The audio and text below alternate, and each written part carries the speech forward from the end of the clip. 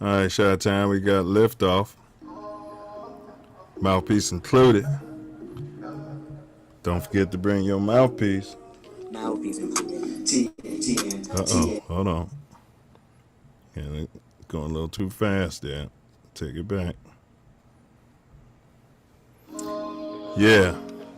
Phoenix Suns owner is in the news. Text messages came out Monday. The media is just talking about it. We don't know what's in his heart. We're going to talk about that. Brett Favre. Brett Favre is in the news. We're going to talk about that. Old thieving Brett Favre. So, bear with us, Chicago. Bear with us right quick as we share this link. TATN. Mouthpiece included.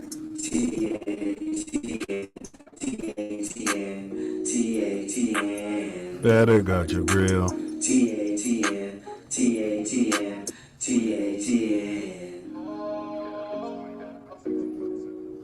Oh, hold on. Got corn. Mouthpiece included. Stand by. Permitted by copyright statute that might otherwise be infringing. Non-profit, educational, or personal use. Copyright disclaimer under Section 107 of the Copyright Act of 1976.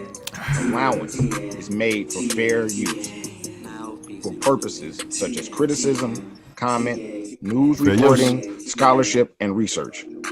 Fair use is a use permitted by copyright statute that might otherwise be infringing. Non-profit, educational, or personal use tips the balance in favor of fair use. TATN. Share this link, y'all. Let's get them in here. Who are the guys that are the best in the world and make the rest of the team look like a gaggle of girls? Okay, I'm in my local Ralph's, and this happened. I don't go to church, and I know God understands. I can Man, why do they keep the honey around here? God is a fan of the Excuse me, you know where the honey is? Who are the guys that are the best in the world and make the rest of the team look like Oh, a gaggle of jeez, girls? Al. The Bears. Who wants cheese head?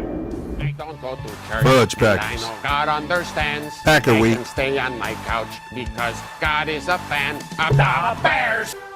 Who are the guys that are the best in the world and make the rest of the team look like a gaggle of girls? The Bears. I don't go to church, and I know God understands. I can stay on my couch because God is a fan of the Bears. Who are the guys that are the best in the world and make the rest of the team look like a... Well, guys, let's go to the swimming pool. Let's go take a shower. Let's go water skiing. Don't forget to bring a towel. There he is. Be sure to bring a towel so you don't get all wet.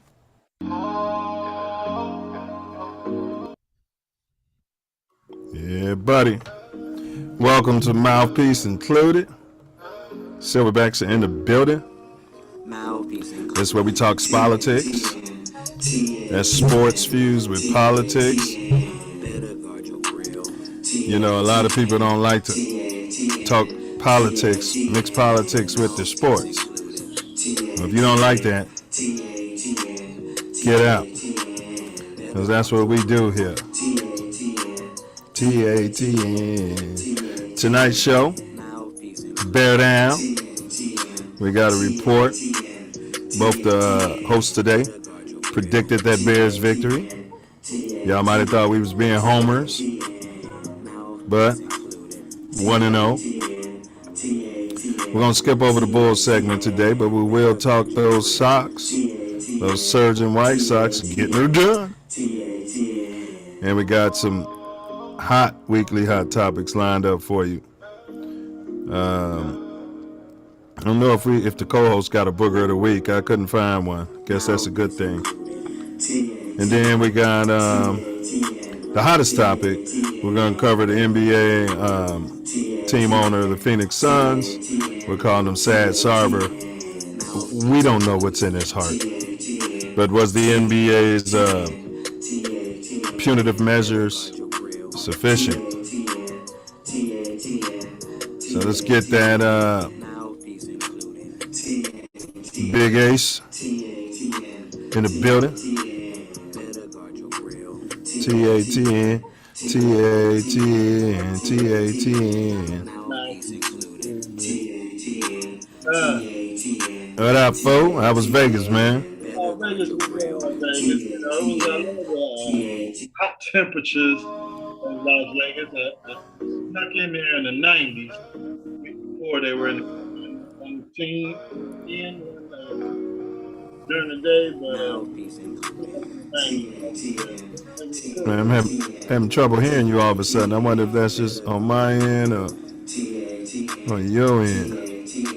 Have trouble hearing me? Can you hear me now? See if I can do something. It's going in and out, but it could be my internet or something. I don't know, man. But let me check my audio. No. yeah, I forgot to tell you was getting kind of low last show. We had to get you a mic, bro. Mouthpiece included. Right. Gotta guard your grill. TATN, Mouthpiece included. Hey, you guys like, share, subscribe. Tell y'all I came back from Honolulu. Went there to celebrate family members' wedding anniversary. And also my birthday was on 9/11, so we got it in like Flynn. If you haven't gone to Hawaii, put that on your bucket list. It's a great time. Great time. TATN, TATN. All right, we'll give our guests a little bit of time to get back. We're going to jump right on to those White Sox. They're surging. Let's see here. They playing some good baseball, y'all. Go Sox. Right now, we take a look at the standings. They're 74 and 70. So that's 144 games. So they got 48 more games to pick up 3 games. They're 3 games behind the Guardians, who started playing good baseball too. I guess the Sox woke them up. The Sox won 7 out of their last 10. They're still under 500 at home. They're 35 and 37 at home.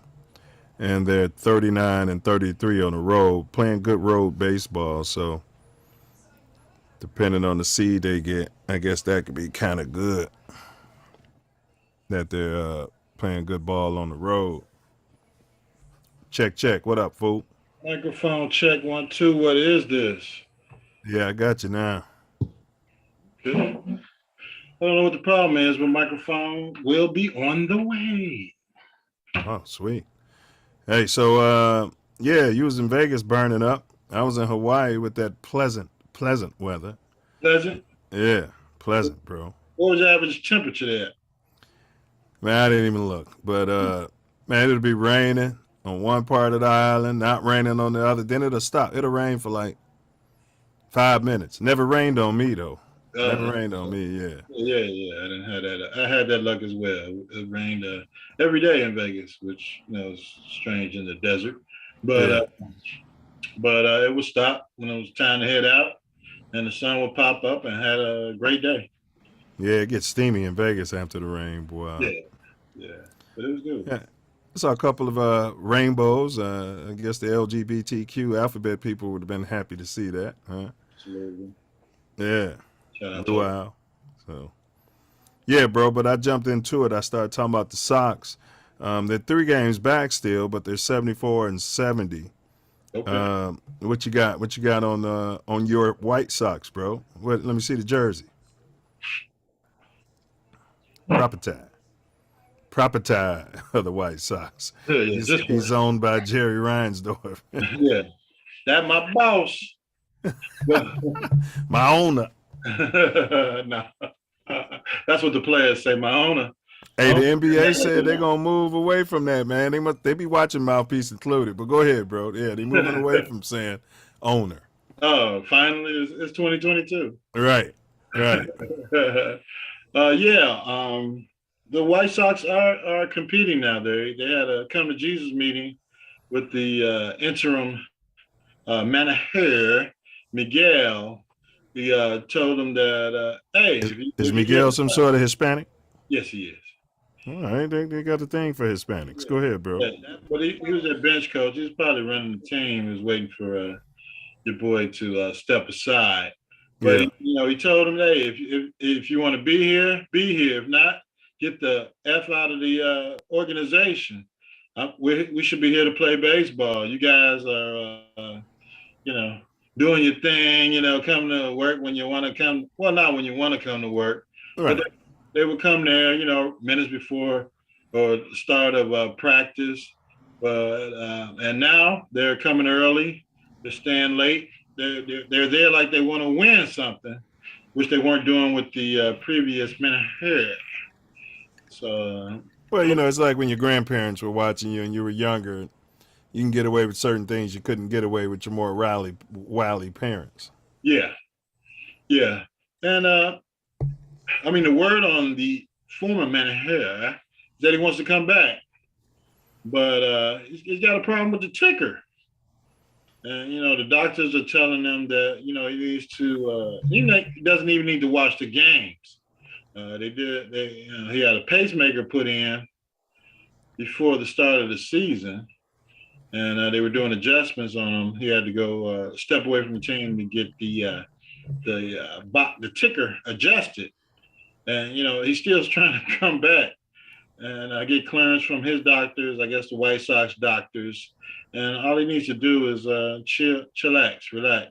We got somebody that can handle it. So it's a ticker issue.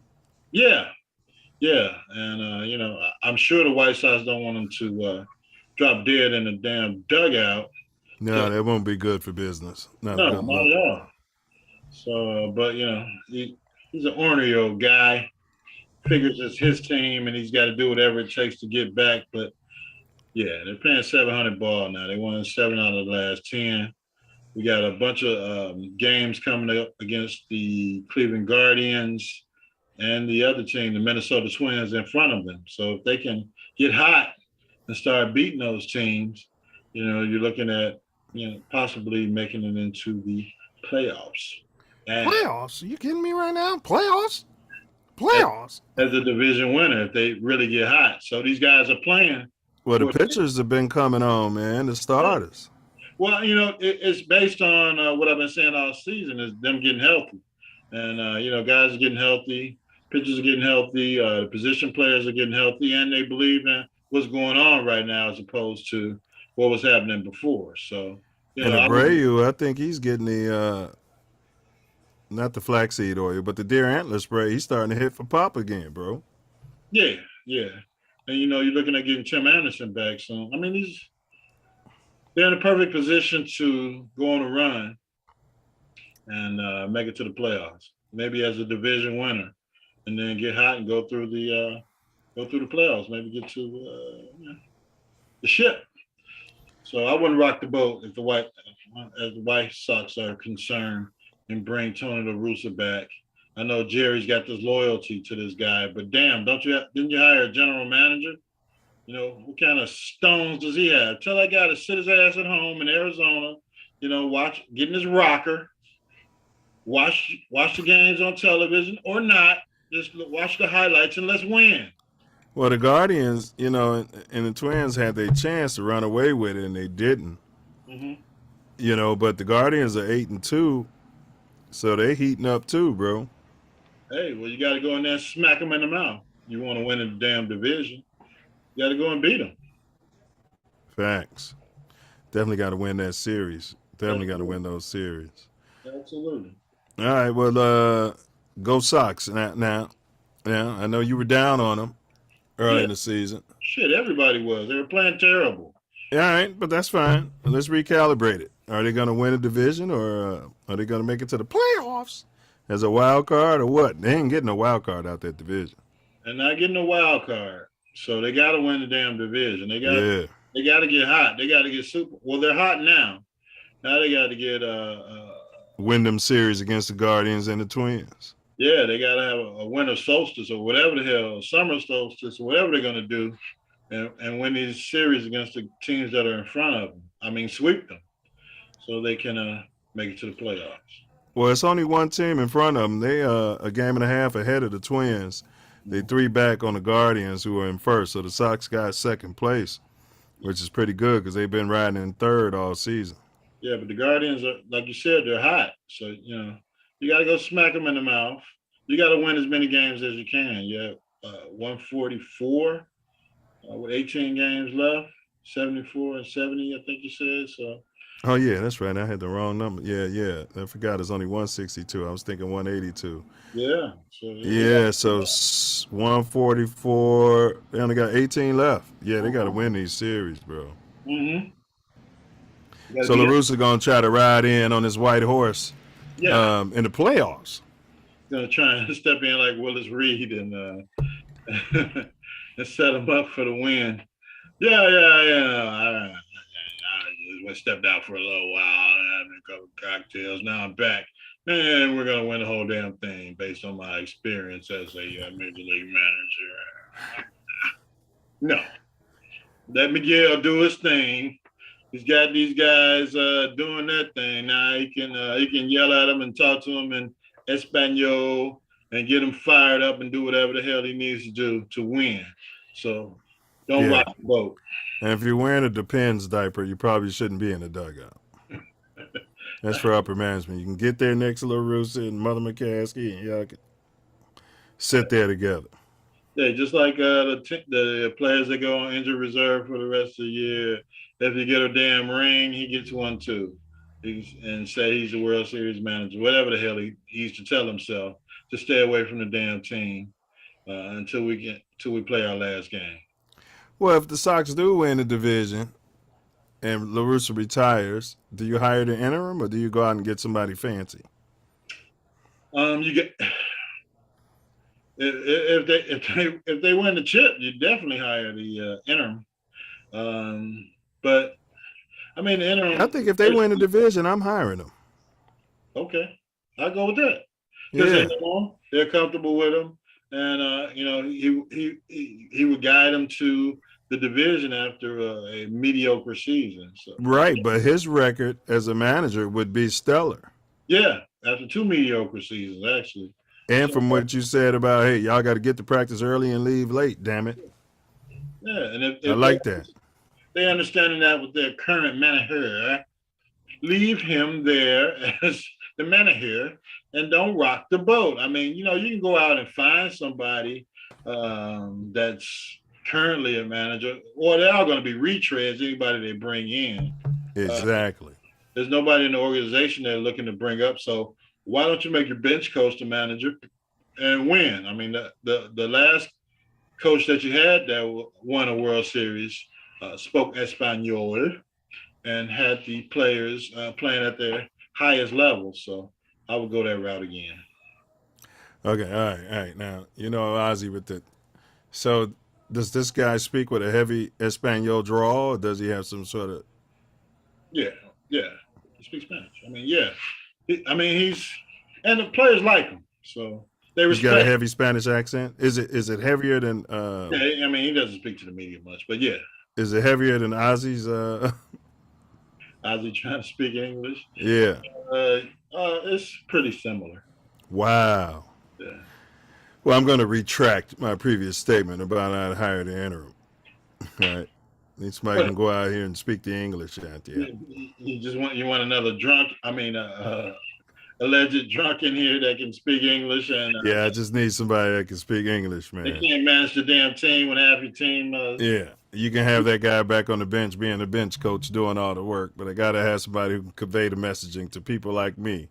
Well, if they bring in another manager, he's gonna have his own damn bench coach. So All right, well, how about them Bears, bro? Both of us predicted. I forgot what the scores we predicted. Bear down. I think I was like 24-21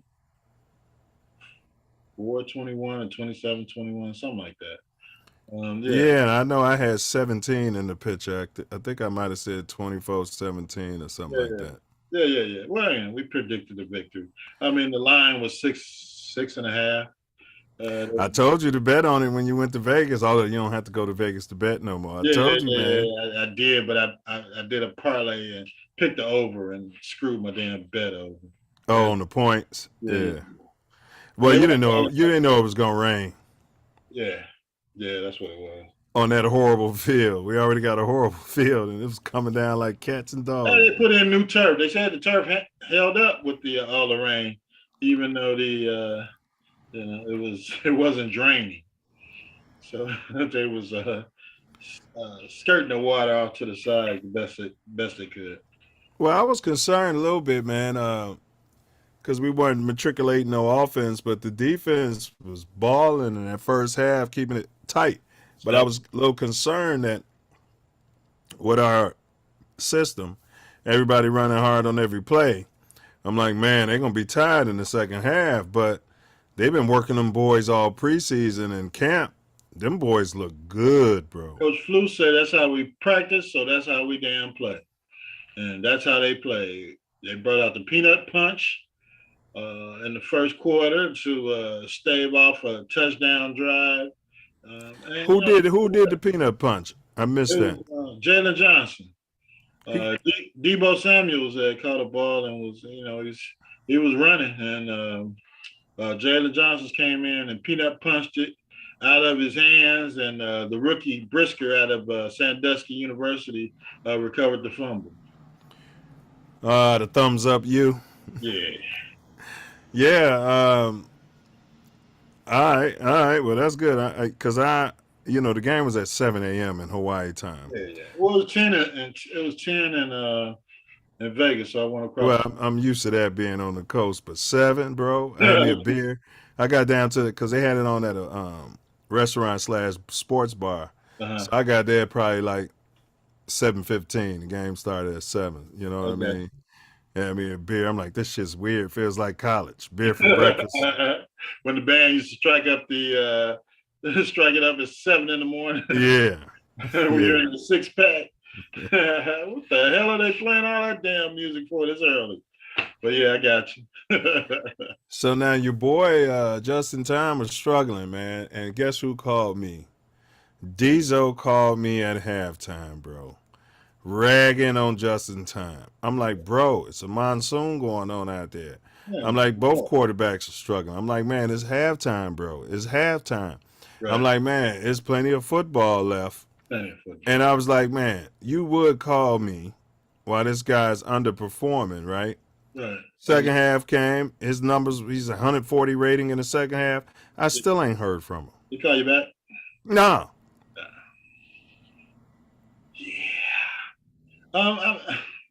You're gonna have your Bear haters, your just-in-time haters. It's a new offense, new offensive coordinator, new regime. Man. And it's the first half of the first damn game of the season. And the Niners got one of the best defenses in the league. Yeah. Predicted to go to playoffs/Super Bowl. Yeah. Yeah. Well, how many points did they have with their great offense and great defense?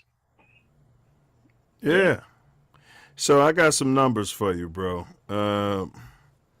Speaking of Justin Fields, we got his numbers right here. I was like, okay, they didn't look good, but when I was comparing them against like around the league, okay, and he was in the rain.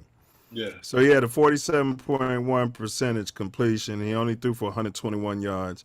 He had 2 TDs versus 1 interception, but his rating was 85.7. Yeah. No fumbles. Correct. Now, your boy Tom Brady had an 87.3 rating. He only played 1 preseason game. Right.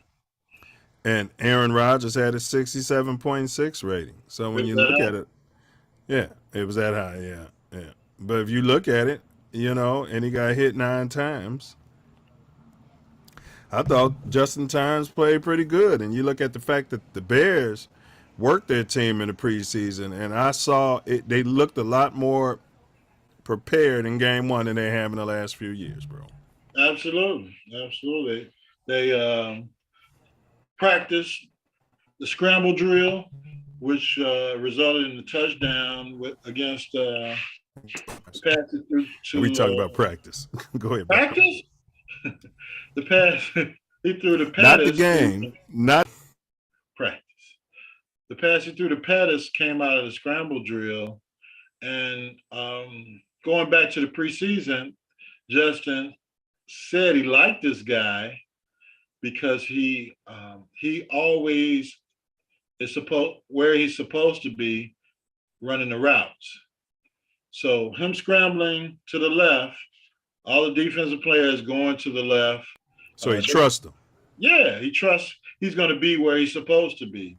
So when he got over there and he saw everybody chasing after him, and David Montgomery actually was his outlet and ran over to Justin Time, there was nobody on that side of the field. And the guy. Well, it's funny you mentioned that play because there was a play in the first half where the guy sitting next to him, he's going to be on the self-love show soon. But he was saying, man, Justin, he didn't even look on the other side of the field because it was a receiver wide open. So that's something to be said about not waiting to the end of the game to look at the tape and look at the Ys. So they made that adjustment, and probably the receiver probably told him, man, I'm wide open when you roll over there. Yeah, that's what Coach Flew said. And we went in at halftime and made some damn adjustments. Have you ever seen that Coach N-word ever come out in the press conference? Nah, he waited till after the game to look at the video, check the tape, and figure out why we lost. Yeah, check it out, figure out, and use that same strategy against the other team that we're playing next week. That's a different team that saw the same game tape. Hey, but he threw a dime on that play, boy. Yeah. Even he caught him in rhythm, everything. I like that guy. He was a former 49er, actually. They drafted him in the second round and gave up on him. Also, it's our pro that he was able to stick his thumb up their bum. Yeah. So it was great. Well, if he keeps that up, Bears fans are going to be throwing Pringles on the field. I know how Chicago gets down. Yeah, it was exciting to watch in the casino. The particular casino I had had a football fantasy room where they had all these huge screens. Of course, the biggest screen was watching the damn Cincinnati-Pittsburgh game. I don't know why. Trubisky. Trubisky. Yeah. He's still a bum. And the rest and the other big screen had the Bears game. Who won that game? Because I know Cincinnati tied it up, but they missed the extra point. Who ended up winning that game? Pittsburgh won. Each team so Trubisky got a W. Each team had a chance to win. Cincinnati had a chip shot, an overtime field goal to win the game. Yeah, he missed that, and he missed the extra point that would have had them winning in regulation. Well, technically it was blocked, so you can't say. Yeah. But that's Pittsburgh, though. That man, they always blocking stuff like that, bro. Yeah, I mean they always got a tight defense. However, they lost Watt in that game tore his pectoral muscle. So what? Yeah. Out for the season. They said they put him on IR today, so they're trying to fake like he's going to be back in 6 weeks. But they're in between deciding whether he needs surgery or he's going to just heal miraculously with the deer antler spray. Yeah, they're going to give him the deer antler spray. The league could be behind it. Yeah. You know what I'm saying? They're going to sign off on it Yeah. for a guy like that. He's probably already using it. That's why they be getting hurt. Yeah. All right, so Fool, give me your. You mentioned Fudge Packer week. So the beautiful week for a Bears fan. I mean, the Packers lost, the Bears won. It was my birthday. I mean, I couldn't have asked for more. Yeah. Aaron Rodgers, was down there with the Waiwuska down in South America. You know what I mean? Figured preseason wasn't important. Got knocked on his ass 9 times, sacked 4 times. But Bears Packers week.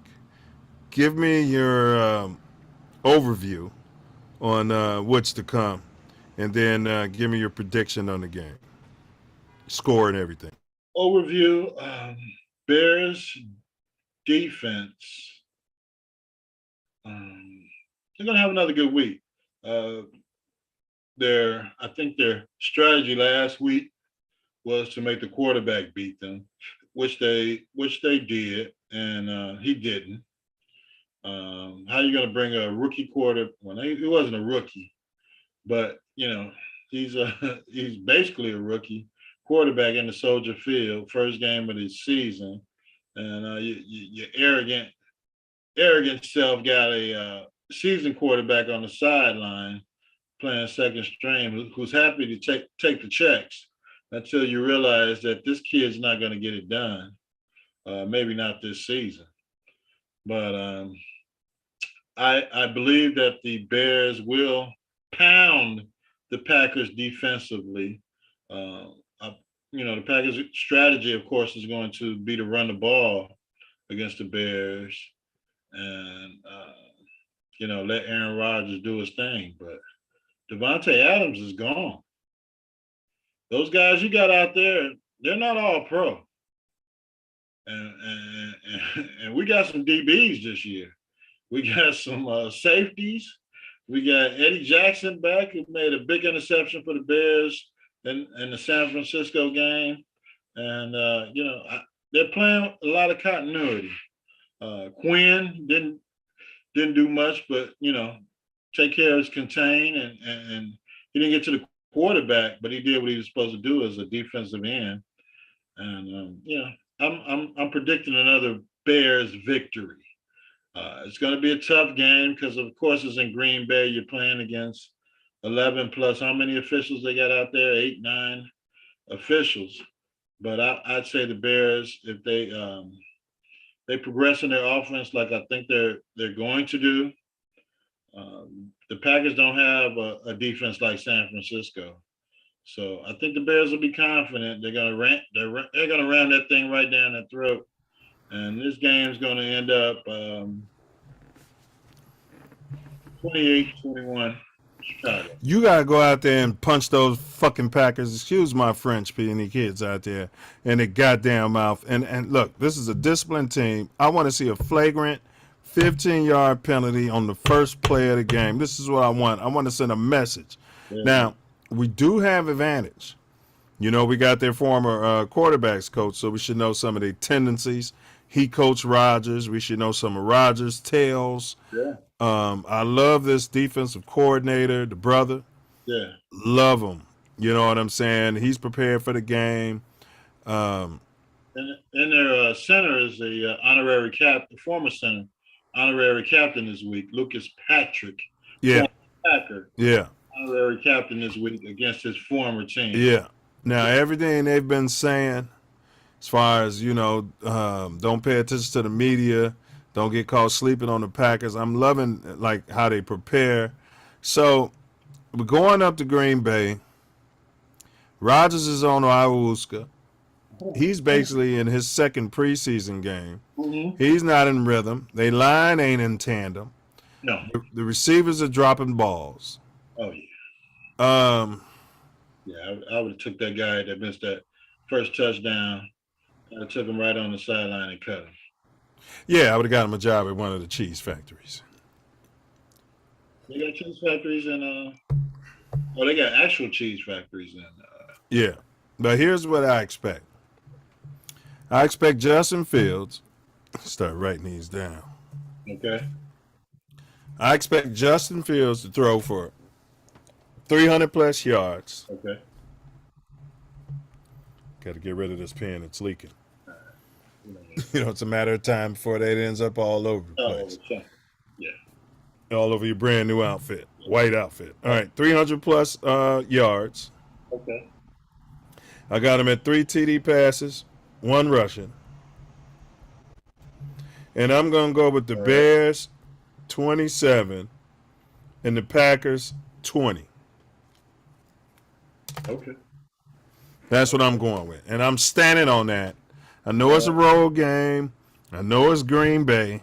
But it's the best time to be playing them. Actually, catch them early in the season. Before Rodgers got to come out there and tell everybody the RELAX. Yeah, you go out there and end this damn season is what you're gonna go do. You got hit 9 times last week by the 9 times Minnesota Timberwolves. It's time to go against the monsters of the Midway, and we got a damn secondary. So go out there, let those guys. Not according to Ty. Ty came on this show a couple of weeks ago, Hugo's boy. Yeah. And came out here and said he'd start Peterman and that he's worried about our secondary. He started Peterman. Yeah. Come on. But yeah, our secondary, boy, they lively, bro. Yeah. Yeah. They're being coached. The whole team's being damn coached. The whole team's being coached, bro. It's a different regime. Come on, man. You got that guy's gone. That whole era is gone. They got rid of the damn general manager. They got rid of most of them dumbass players, and they got rid of Coach N-word. Did you see during the game, Fields was looking at film and tape, and the coaches were talking to all the players, not just coaching them up, but coaching every position up. The coaches were doing their jobs. Doing their damn jobs. The old coordinator said, I love the way Fields was explaining to me what he was seeing. He said it was just like Aaron Rodgers. He said Justin Fields was seeing everything that was going on out there, what did happen and what didn't happen, what he should have done. I ain't never heard that from the previous coaching regime. They weren't even talking to those players after plays. Yeah. Fields was probably trying to come to him. No, we're going to look at the Y's when we get the tape. We'll figure this out after the game why this play didn't work. Yeah. I mean, it's a breath of definitely fresh Bear air. You got these guys being coached. They're working hard in practice, and they're prepared for the damn game. I mean, the penalties that this Super Bowl caliber team had versus the Bears penalties was amazing. I mean, every other play last year was a damn false start, delay a game. Yeah. They had no penalties except for delay a game that San Fran declined because the Bears were trying to move back to punt better or some shit. Yeah, absolutely. No penalties, bro. So come on, man. Now I'm kind of eating my words on the Khalil Mack deal. I'll feel better about it once the draft comes. But you and I, we said 7, 8 victories, maybe 9 for the Bears. I think we said minimum 8. You add Khalil Mack to this game, his 3 sacks he had in his first week. Man, bro, you add Khalil Mack to this team, I'd be feeling a whole lot better about him. Yeah. Especially with the new coaching staff. Absolutely. Yes. Absolutely, because that new D coordinator would be ripping teams a new asshole with. Yes. On here with Khalil Mack. Yeah, you can say that. It's TATN. All right. But it was just a monetary decision, just like when they got rid of Peppers. They owe Peppers $20 million a season. They got rid of him, and Khalil Mack was going to be $30 million against the cap this year. So, unfortunately, that's the era that we're in. We're in the salary cap era. Well, what did my boy Jimmy the Crickets do? And hear his name called. I didn't have volume at the sports bar. They had some other game, the volume on, but we had the big screen. But Jimmy Crickets, the guy who broke Richard Dent's record last year. Oh yeah. Well, I mean, he held his contain. Robert Quinn. Yeah. He held his contain on the end of the line. Well, they say it's hard on the defensive line in a game like that. Yeah, in a muddy game. They can't push off. Yeah. Get to the quarterback. But hey, that rookie they had, shit. They said it was 1.5 sacks. I don't know why he didn't get 2. But he had 2 sacks, and he wasn't even supposed to play. He was questionable for the game. Well, and then you talk about the O-line, bro. What say you about the running back look good, the backup, and yeah, I'd say San Francisco was prepared for Montgomery. Oh yeah, they were sitting on him. Yeah, the O-line wasn't. They were gaining their continuity as far as the line. They're still a work in progress. And the O-line has got to be like a fist, a hand, working as one, 5 digits working as one. So they're still working on that. But hey, by the time the second half came and they made their adjustments, the O-line was straight. So, I give them another few weeks to figure out who's going to be starting, people to get healthy, and O-line will be okay. I want to see them on no rain play that football game next week, and everybody can fly around that field. Yeah. Even the linebackers. I mean, we got fast linebackers in Roquan Smith and the Morrow guy that came from Vegas. So, without the rain, you're going to see a lot more flying around. You're going to see maybe some more blitzing as opposed to zone coverage. But I mean, they were disciplined. They were where they were supposed to be. The kid from Sandusky played a great game at safety. They put Eddie Jackson back to his old position, which resulted in him getting an interception in the first damn game. The ceiling is high for the Bears. Now, people are talking about this. Well, first of all, I haven't heard anybody with this worst roster in the NFL crap this week that everybody was spewing before they even got the damn OTAs and training camp. So now everybody, they're trying to hedge their bets to jump on the damn bandwagon about this team that's being coached better by the new head coach. Right, but they're all supposed to be professional analysts, Yeah. and they couldn't see that from the beginning. Hey, big ups to Stace Dude. He out in the chat. Dude, in the building. What's up, dude? So, got any more Bears? Wait. I picked 27. What's your Packers score? 28-21. Those A's. All right, we're going to keep track of this. I'll take a picture of that. All right, let's move on to the next hot topic. Tonight we're covering NBA team owner of the Phoenix Suns, Sad Sarver. He made some racist, some misogynistic. Here's a history of it over the years, and we're going to break that down. That's our hottest topic. But right now, the Broncos, bro, they bring in Russell Wilson. They trade the ranch for him. Yeah. He's literally playing in the team that he won Super Bowls for. Yeah. Seattle. Back home, got booed because he's colored. I'll say it. He got booed because he's colored. Yeah. All right. Classless. I mean, he won them something they've never had. Yeah. Okay. But was nothing but a model citizen in their city. Yeah. But comes down, he drives his team down the field. They got 3 timeouts left. It's 4th and 5. And the rookie head coach, the pink man, decides to bring on the kicker, who I think they said was 1 for 4 or some shit. The odds are, Ace, they had a 53% chance of making that 4th down play analytically, removing the fact that they had a Hall of Fame quarterback back there that you gave the ranch up for. Yeah. and I think it was less than 10% chance or 8% chance to make the kick. Yeah.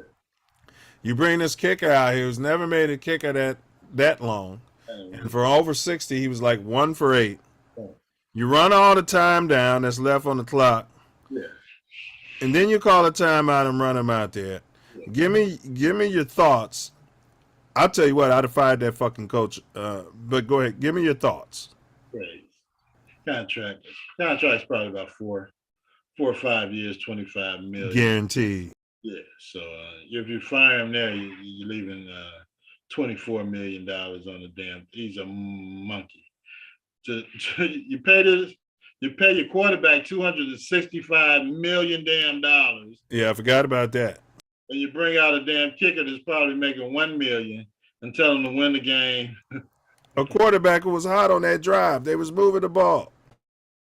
National TV. This ain't some local feed. Yeah. This is a major game. This is Sunday night damn football, and you leave it in the hands of a damn kicker to kick a record time field goal on the opposing team's field. I mean, the coaches. Yeah, I would have fired him myself. Yeah. I mean, think about it, Ace. You got a player on Jackie Robinson that came from the opposing ball club that you gave up the ranch for, and you're going to go with the kicker? No.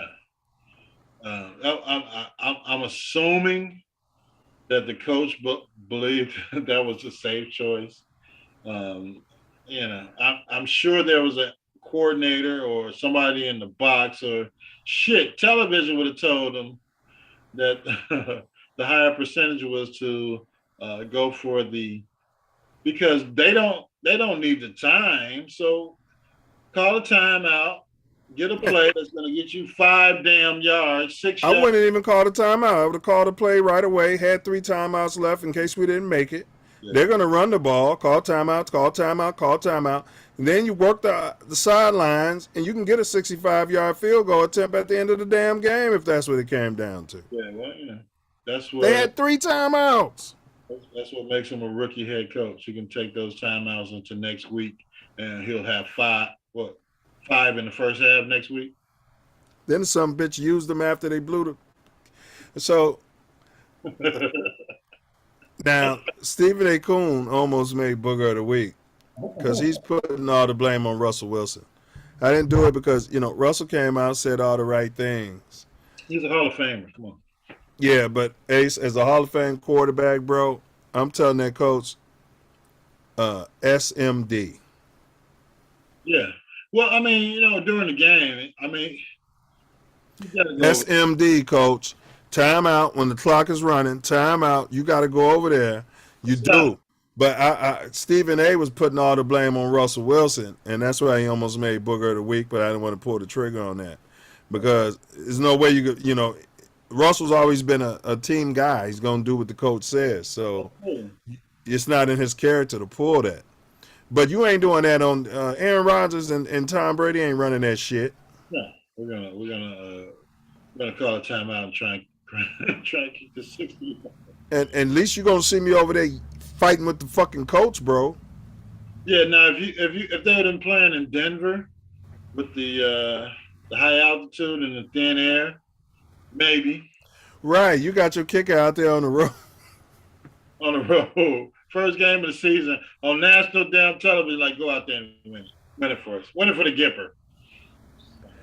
And all you needed was 5 yards, bro. It wasn't like it was 4th and 15. Then your odds are a little different.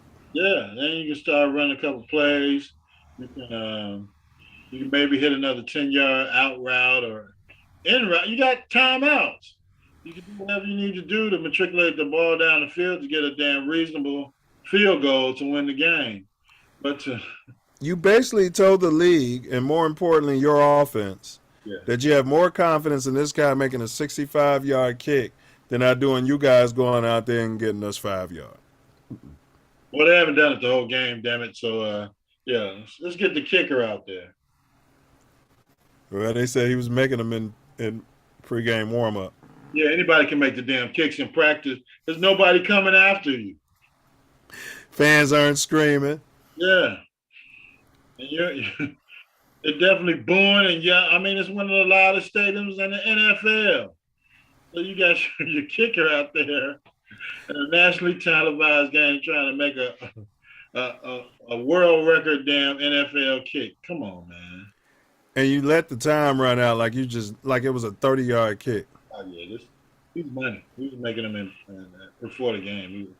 He's money. And blew the timeout.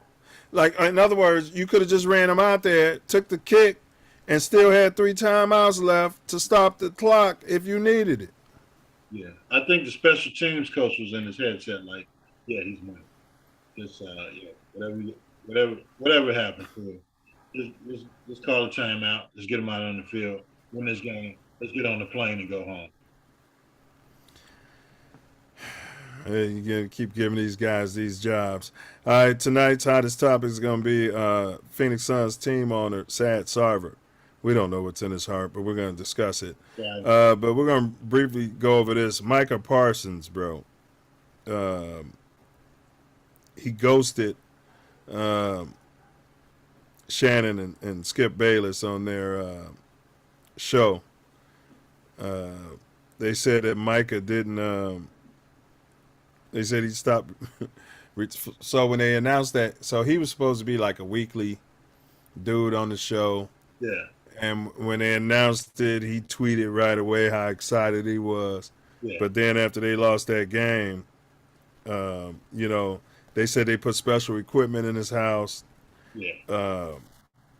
For the Cowboys. So they put special equipment in his house to make everything happen. And then they said when he on the Undisputed, that's the show. And they said when they started calling him after the game and everything, no show, no call. I mean, come on, he's a second-year player, high emotional player, high intensity player, and once this guy went out, he realized the damn season was over. You gotta get a guy like that. I know contractually he's supposed to come on, but they couldn't contact him.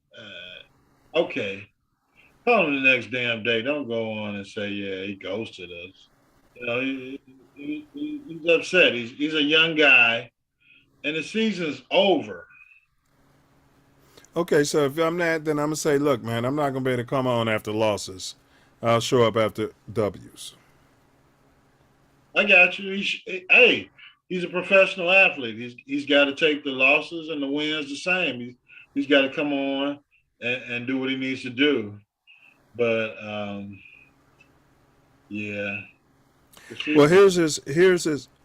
He said, and I quote: "As my starting quarterback went down and we lost, I just didn't think it was appropriate for me to be on the show at that point. At this time, I need to step up and be a leader. It shouldn't be on TV. It should be in the locker room. Fine. Pick up the phone. Yeah. Right? Yeah. You're only as good as your word. Or come on the show and say, look, come on the show and say it. Own it. I'm only going to be on here for 1 minute. You know what I mean? I know I agreed to do this, guys. Shannon would have respected it. Skip would have respected it. This is to talk about manhood. He's only 23. But are you telling me you expected to go 17 and fucking 0? He expected to have a chance of winning some games this season, and now he realizes they have none. He's like, I can't do this, man. Because it's going to be worse next week when they – what's this?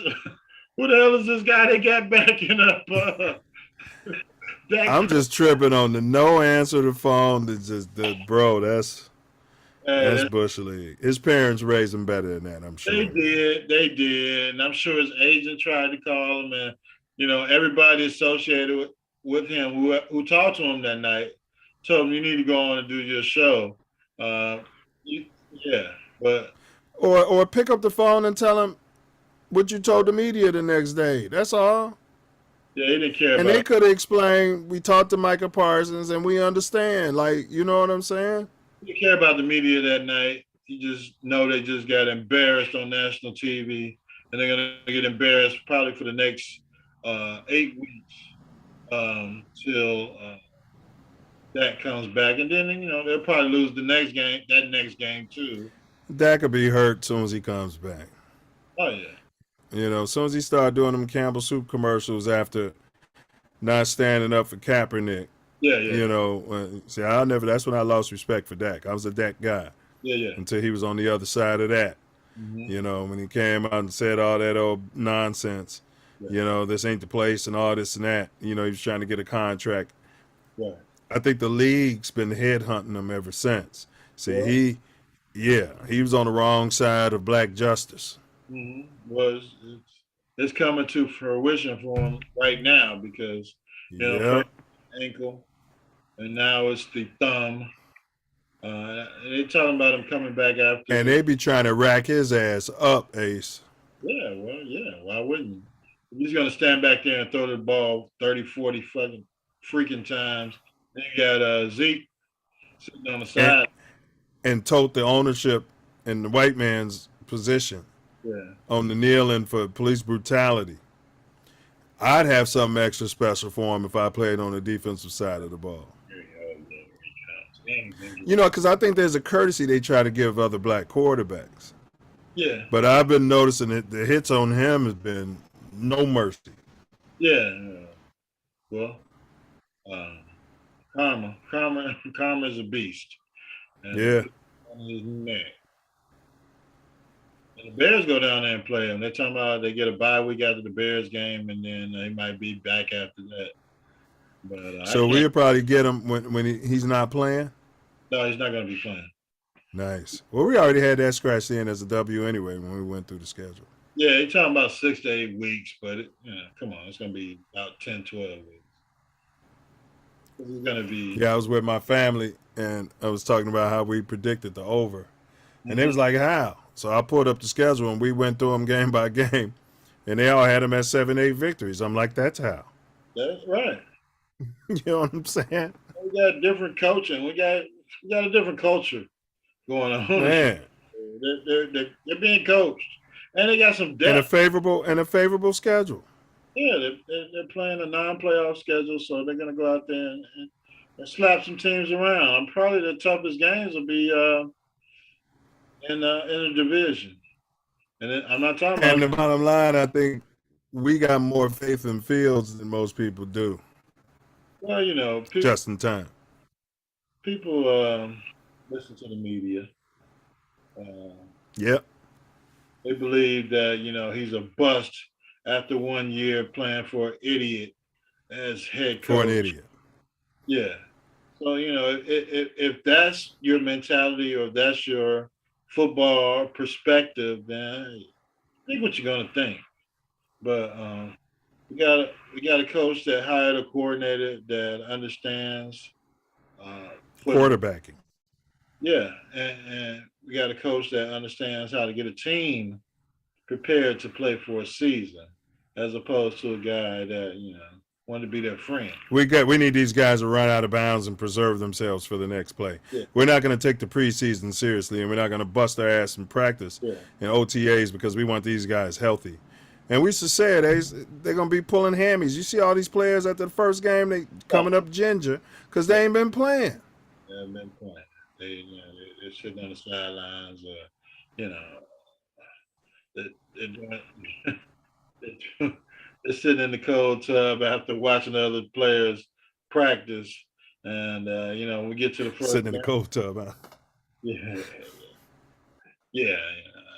I got kind of hot out there watching you guys practice and play, so I'm sitting in the cold tub.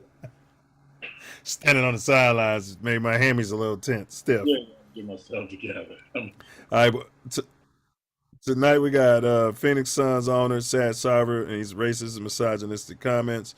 Next hot topic, Brady Rodgers. We covered this 2 weeks ago because we had last week off. No preseason. Brady got a W. Rodgers got a loss.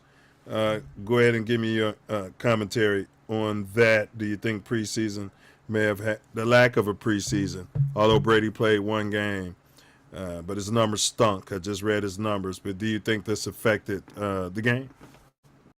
Well, absolutely. I mean, Brady rounds himself off into better quarterback play after 3 to 5 weeks of playing, because he's 45. When is the last time he played a preseason game? That's a stat to look at. More than handing the ball off or sitting out there get the suntan. And now he's got the personal problems. So yeah, luckily they paid the Cowboys, who stunk up the field and wouldn't run the damn ball. They got two all-pro running backs, man. They don't run the damn ball. Talking about our offensive line is hurt. If anything an offensive lineman can do, or a young offensive lineman or a new offensive lineman can do, is run block. But hey, Tampa Bay, they were ready for it. They said, we're going to make Dak beat us. Then when he broke his damn thumb, they brought the other bum out there. And, it was over. And the season's over. So they'll get a high draft pick next year and get them an offensive lineman or whatever they need. They'll trade Ezekiel Elliott to somebody and try and rebuild the team. I don't know what Jerry Jones is doing. They haven't won anything since Jimmy Johnson was there and built that team and gave a championship to Switzer. So, yeah, they stink. They're going to stink. And Brady just lucked out in his first game. Now, as their schedule continues, he's going to get hit. Well, the Rams coach, he started all this. I'm not going to play anybody in the preseason, but people didn't realize he was doing that to protect his star running back who had degenerative knee. Yeah. So they were just trying to pad that fact. But so Ace, we covered it, and we were asking the premise, are they getting a pass? And we talked about it's a team sport. It's more about, okay, you're the best player. You can come, you can roll out of bed and put up numbers, but it's about the continuity. We covered all of that. Yeah. So finally, I didn't hear one news analyst speak like that. Now, after their both poor performances and Rodgers' loss, I'm hearing news analysts chime in on ESPN and Fox talking about their lack of preseason is affecting the team's play. You think? Yeah, well, we know it's definitely going on in Green Bay. This guy was out doing peyote or whatever the hell he was doing somewhere. Ayahuasca.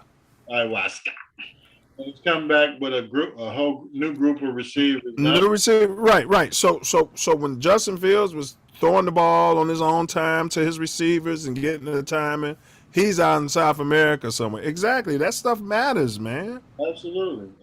I know you're a Hall of Fame quarterback or whatever the hell they want to crown you with, but he was putting in the work.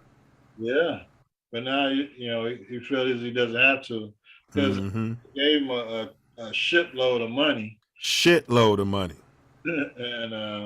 And now he can just go out there and, roll out of bed and throw touchdowns. And if he doesn't, you can blame it on the receivers. Right. Yeah, or in the line. Exactly. Yeah. And then, come back next year and probably renegotiate his contract or whatever the hell. He holding them hostage on it. Whoever pitches, he's got in his safe. Well, I mean, let's go through these numbers. Brady threw for 212 yards, 66.7 percentage. He did play one game though. Even Tom Brady knows the importance of it. Yeah. He's just having marital issues, right. Because he keeps promising his family he's going to quit, and then he doesn't quit. So I understand. He doesn't want to. No, I understand that. But he still came back and played, and he had an 87.1 rating, threw for 212 yards and 1 TD. Yeah. Fudgepacker, 64.7%, threw for 195 yards. Where'd they play at, Vikings or Green Bay? In Minnesota. So he's in a dome, a pristine dome. Yeah. His numbers don't look better than Justin Times. 0 TDs, 1 interception, and a 67.6 rating. Yeah. And those are unlike Brady and Rodgers' numbers. The proof is right there in the pudding. Absolutely. So all of those who want to crown him, crown him. Crown him as a Hall of Famer. Right. But Right. got all the damn money. He ran his wide receiver to Las Vegas. We had a monster game. And did you see the damn? They're talking about the Packers secondary being so great. They had Justin Jefferson. They said the average defender was maybe 3 yards away from him during the game. Now you game plan for this guy all week long. You know he's one of the best receivers in the NFL, and your average defender is 3 feet away from him. So that's 9 yards. Well, Yeah, in the NFL, especially an elite receiver, can't catch the ball. yeah, you can't give him a 3-yard cushion. Now, I'm gonna tell you this: we don't know what was in Papa Bear Hallis's heart. We don't know what was in Big Mike Dicker's heart. But let me tell you something. Yeah. They didn't care if you was Walter Payton or Red Grange. Yeah.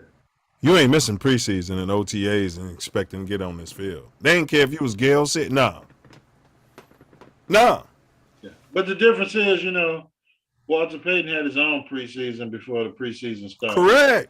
Well, that's what I'm saying. That's what Hall of Famers do. Again, I'm giving Brady a pass. Yeah. He was on that show, but he was Giselle came out and made a tweet about their marital issues, Right. I get that. And he's been playing a long time, whatever, and he had to do what he had to do.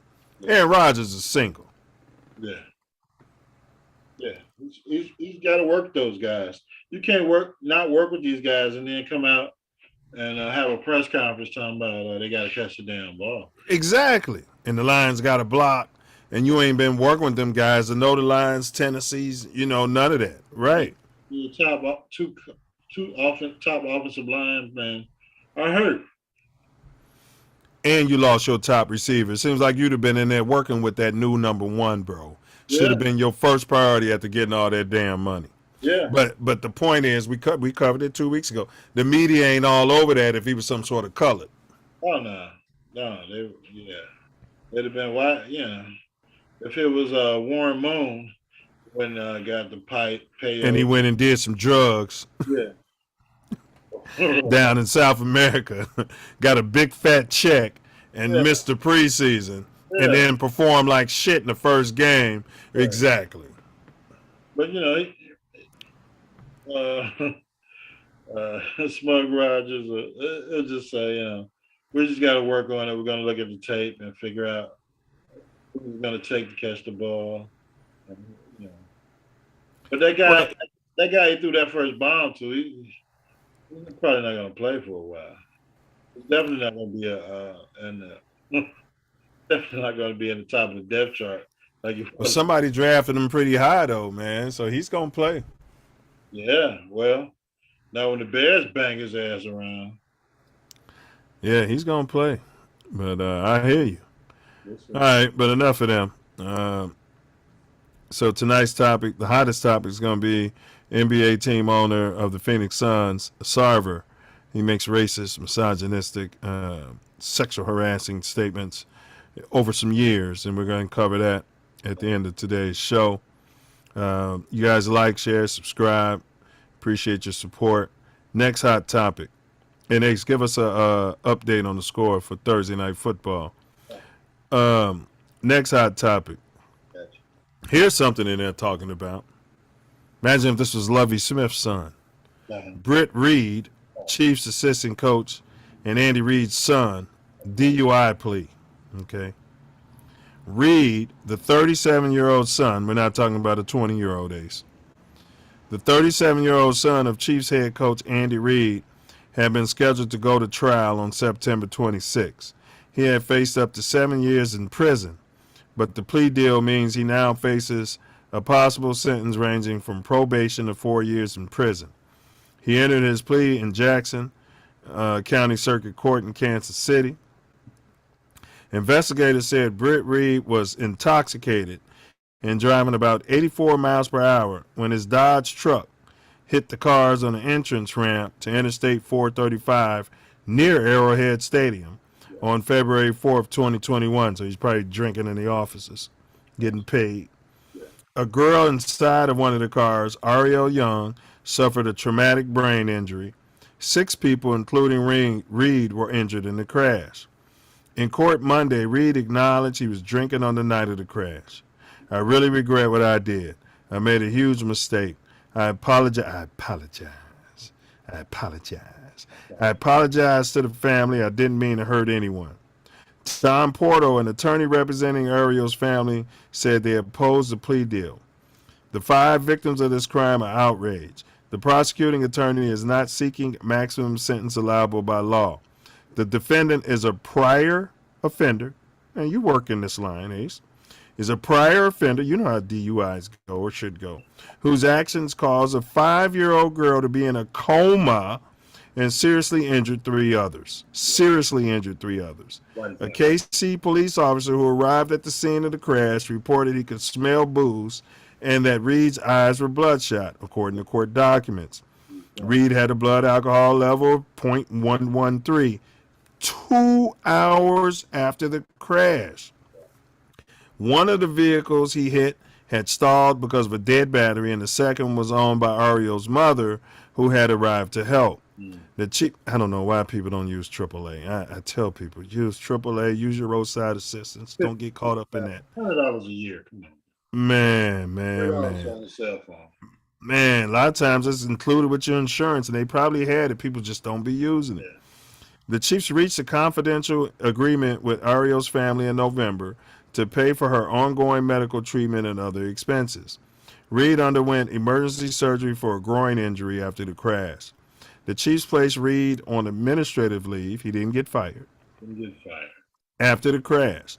The Chiefs and his job ended after his contract was allowed to expire. So he got paid to the end of the contract. This is not the first legal issue for Reed. I mean, listen to this. I haven't heard about this. SportsCenter isn't all over Andy Reid and his family. That Holiday drug addict, I think. No, you don't even hear about it. This is not the first legal issue for Reed, who graduated from a drug treatment program in Pennsylvania in 2009 after a series of runs-in with law enforcement. His father was coach of the Eagles at the time. Britt Reed's older brother, Garrett, served a 2-year sentence in a Pennsylvania state drug program after he was arrested on drug-related charges. Garrett Reed later was found dead, rest his soul, in August 2012 in his dorm room at Lehigh University, where he was assisting at the Eagles training camp. A coroner ruled that he died of an accidental heroin overdose. All right, it's a lot to unpack there, Ace, but go ahead, chime in.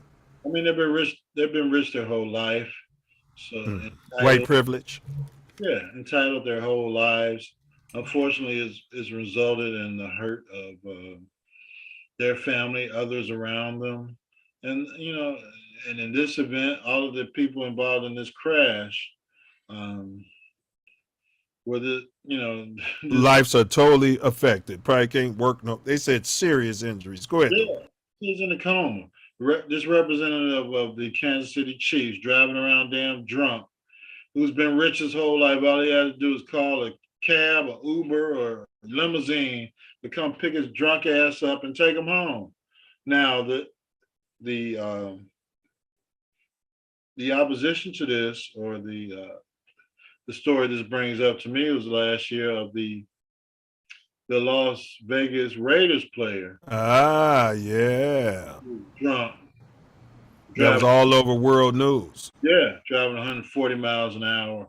We covered that. Media outlet in the world. Yes, his crash resulted in the death of a pink woman and her dog. But a 5-year-old girl with brain injury is similar. Right. And he was cut the next day after the incident. He wasn't allowed to finish his contract. He wasn't allowed to have any affiliation with the damn team. And, there's no telling how much time he's going to get facing this. There's no plea deal guaranteeing probation. And where's Andy Reid's culpability? The guy had run-ins with the law when he was head coach in Philly, and you put him on your staff in KC? There is none. I mean, he's the coach. He can push back and say, my kid's a little screwed up, and I've been trying to work with him and blah. But you say that what you say is my kid's screwed up, don't hire him. But go ahead, Ace. But no, that's not what they do. Mm-hmm. That's not what they do. He is screwed up. I'll vouch for him. Mm-hmm. Staff of my staff. If I'm going to work here, and that's that. And that's what happens. But the kid in Vegas who was out drinking and I guess trying to impress the girl that he was with, he doesn't have anybody working in the front office for the Las Vegas Raiders. So they just cut him, and they're leaving him to figure it out. Ace, if this was Mike Tomlin and his little black kid, 37-year-old black son, we're talking about a grown man, right, and had this history. Yeah. They'd be asking for Tomlin's job, bro. I'm talking about the prognosticators. Absolutely. Absolutely. Maybe going back in the Tomlin's past, his parents' past, see if there's any lineage of alcoholism and drug abuse in the entire family, as well as asking for his job and his son to face the death penalty or life. I don't think they would have hired Tomlin's little black 37-year-old son who already had a past history of law enforcement. Yeah, I mean, it's a terrible story. I've been hearing for years the rumblings about Andy Reid's son, especially the first one, and this one, who has a history of drug abuse, DUI. Yeah. Now, imagine me trying to get a job anywhere. Right. Knowledge of a DUI, let alone be a NFL coach But the Shield is always talking about protecting their shield and their image, but I guess they don't care about what the coaches are doing. No, the coaches are their family. As long as they can sweep it under the rug. And of course the Shield controls the narrative. So for Andy Reid and his son they're not going to talk about that on NFL Network.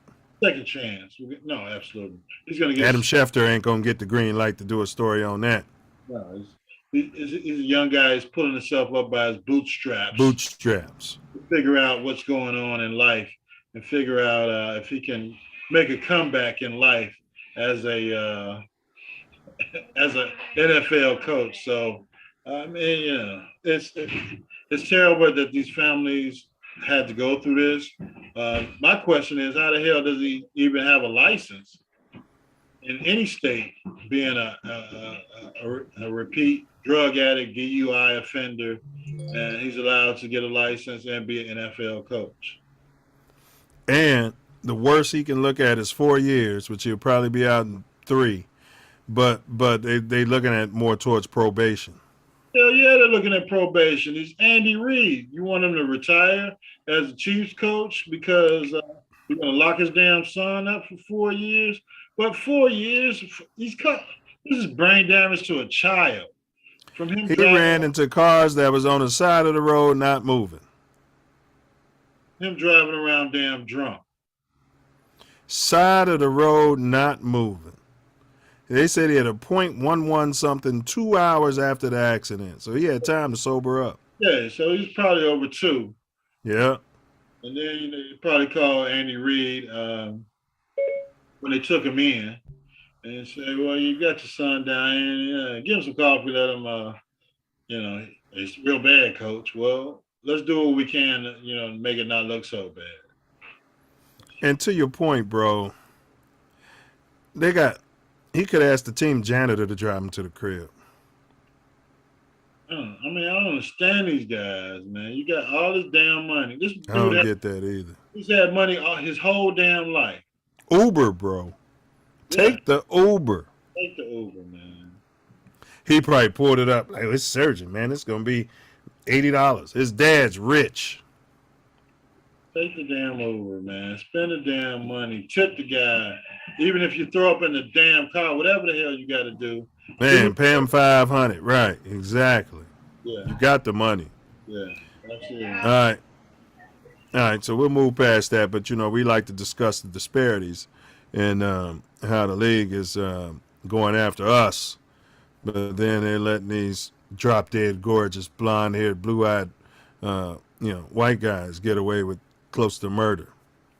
All right, so tonight's show, the hottest topic is going to be the Phoenix Suns owner, Mr. Sarver, making racist comments, misogynistic statements, sexually harassing the pregnant women at his company. So that's what we're getting into. But our very next topic is Mike Martz. So, and his dog whistle. Mike Martz formerly coached the Rams. Supposed to be an offensive genius, always the smartest guy in the room. Coached the Bears, offensive coordinator for the Bears. I always thought he was kind of funny. I ain't gonna lie. I always thought, he was one of those white guys that didn't respect you because of your color. Now, he was making some comments about just in time before the season. We kind of commented on that. But after the Bears win, this guy said Justin Stein's performance was deflating to the Bears. And he also took shots at Trey Lance. Now, don't these guys take shots at white quarterbacks after one game? That's not a narrative that's put out by the NFL. But, they're just young guys. They're trying to learn the system. They weren't working under a veteran quarterback for a year. They're going to learn it. Just give them a chance. We had to right. He's got a new coordinator. Go ahead, bro. Yeah. We had to watch Mitch Trubisky flounder around for a number of years, even though he was under a couple of idiots as coaches. But it's the same thing. The melanated quarterback doesn't grasp the system, or he can't figure it out. He needs more experience, or will he ever get it, or will he ever be good enough to play quarterback in the NFL?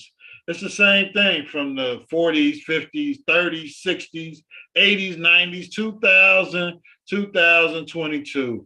Damn it, I look at a story at University of Nebraska. They fired their football coach there because they lost to a black school this week, Georgia Southern.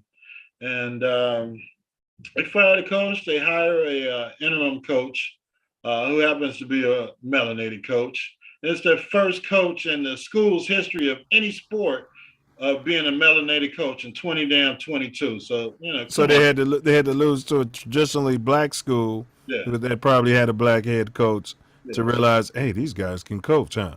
No, they're gonna find. Come on, they're gonna find another coach at the end of the season. Of course they are. Yeah, but it's still too many firsts in 2022. So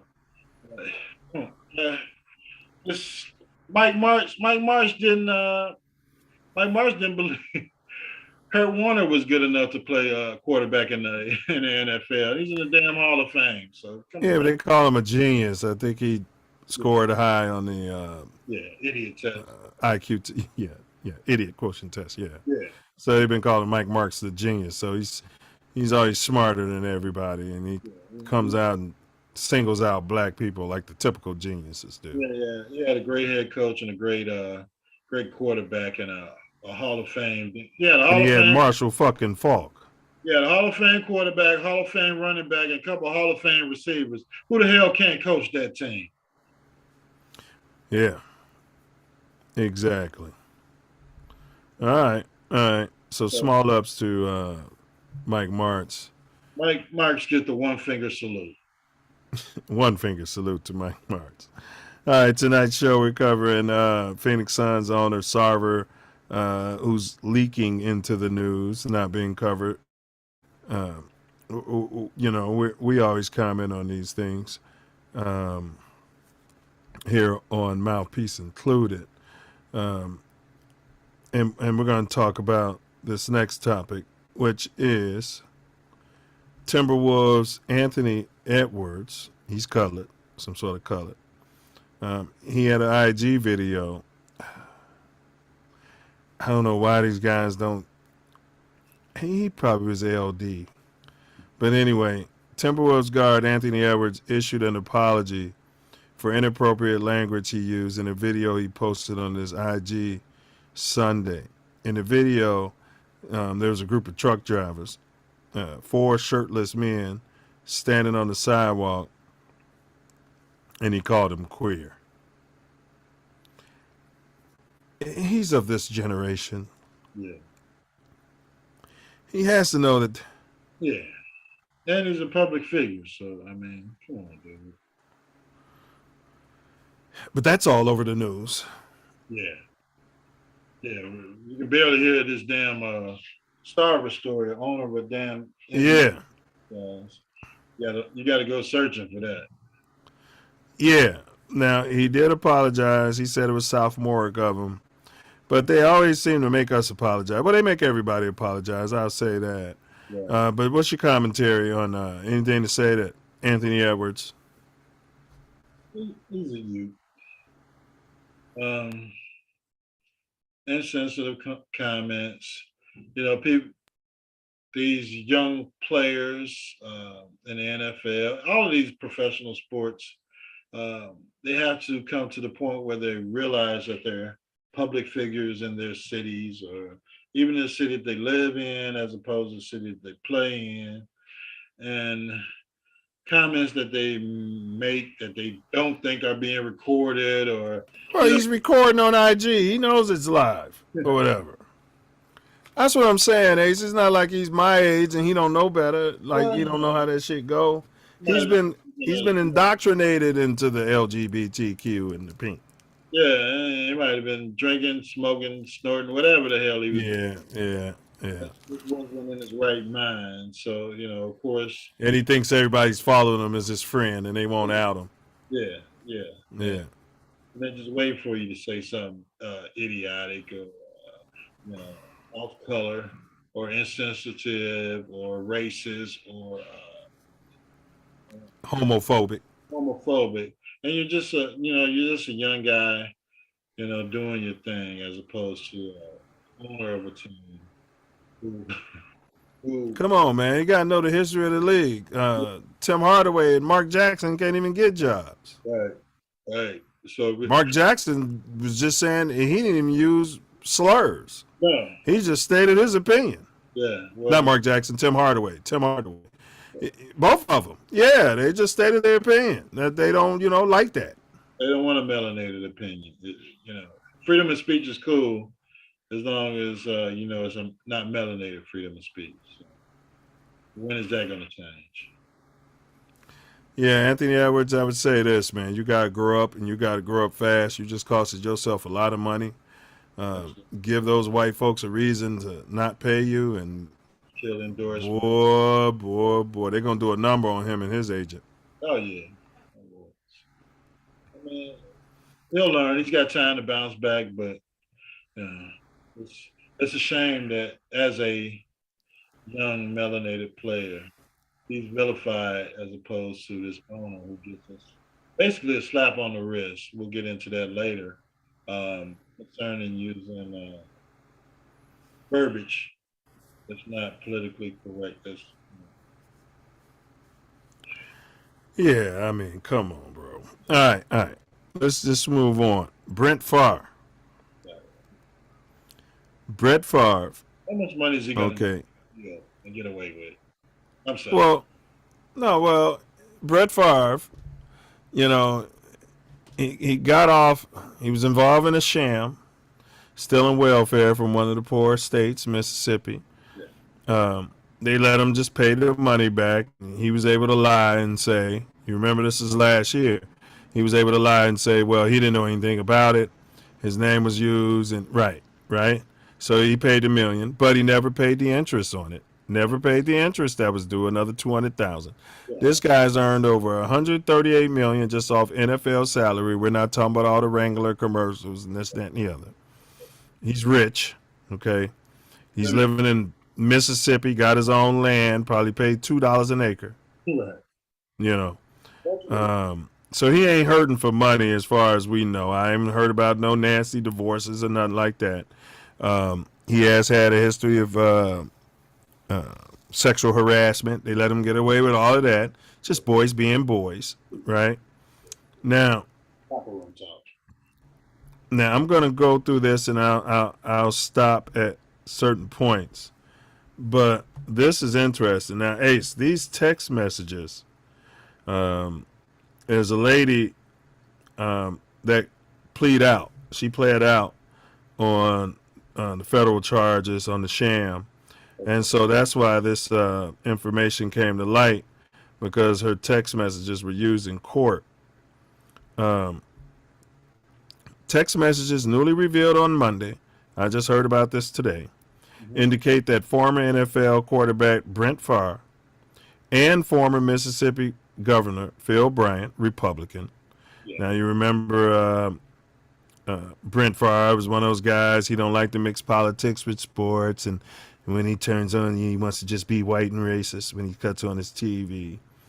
They communicated over an effort to use their state's welfare funds to help build a new volleyball center at the University of Southern Mississippi.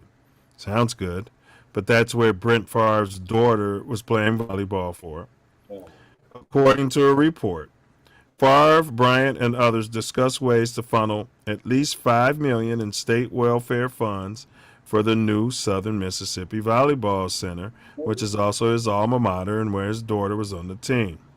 The texts were filed in the state of Mississippi civil lawsuit over the welfare fund scandal.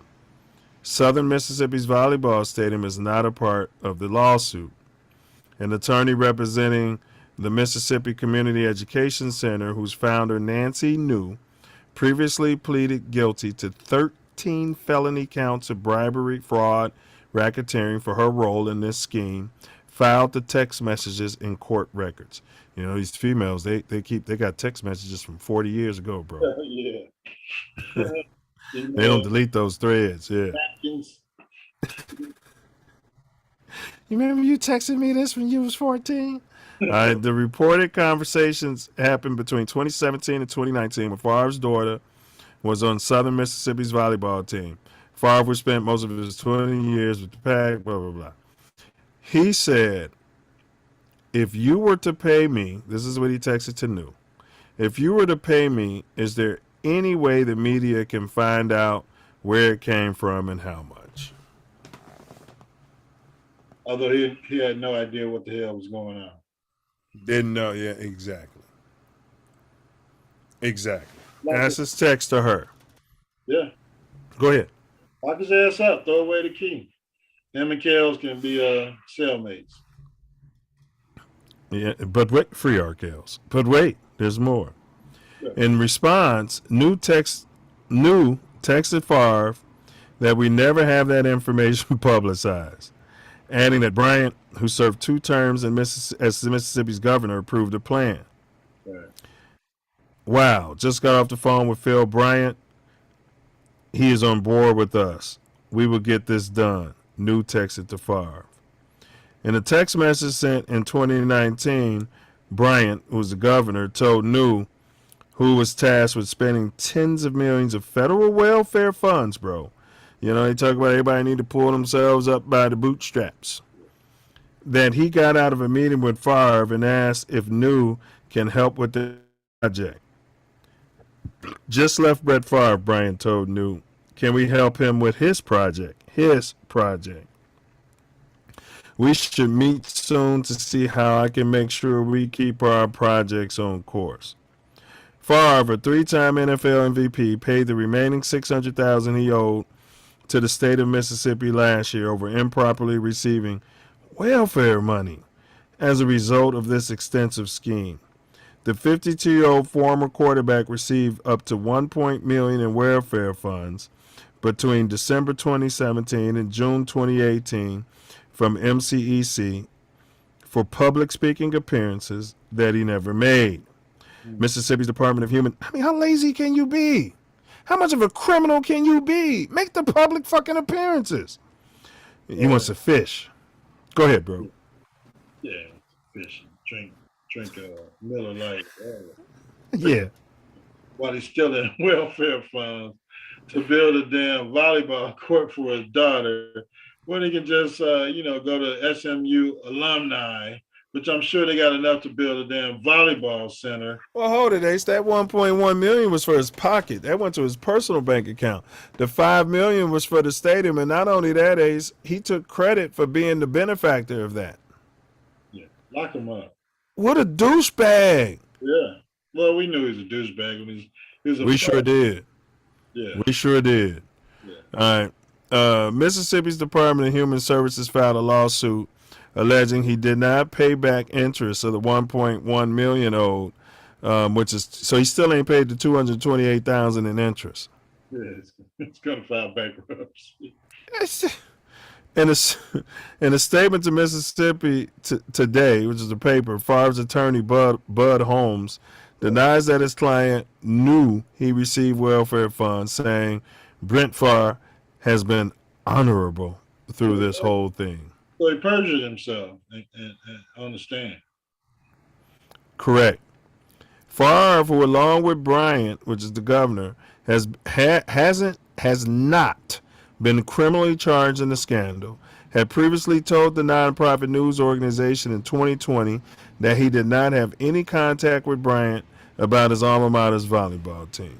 Now, Ace, they locking Negroes up as though white people weren't taking that money, that COVID money. Yeah. They locking Negroes up over 2,500, over 20,000, bro. Stats, yeah. This dude then took millions of dollars of welfare money. Lied about it, lined his pockets, built a damn gym for his alma mater, and his daughter's team and his alma mater.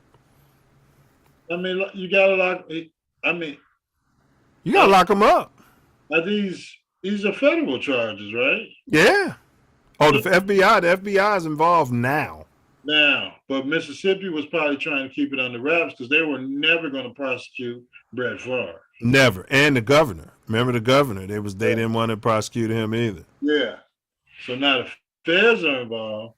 Let's see how much time this scumbag gets for taking welfare funds and diverting them to his alma mater and his pocket. I mean, and how much have you heard about this story in the national media? Have you attached this to the Green Bay Fudge Packers? Have you attached it to SMU?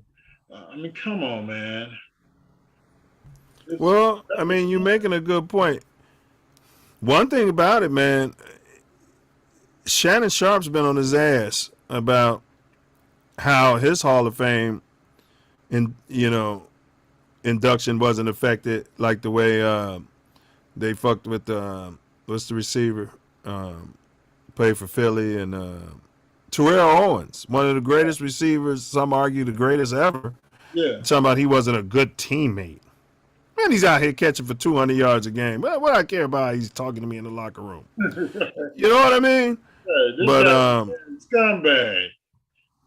Exactly. He's had history of grabbing women by the breasts and allegedly and stuff like that. Yeah. And the media just buries it, bro.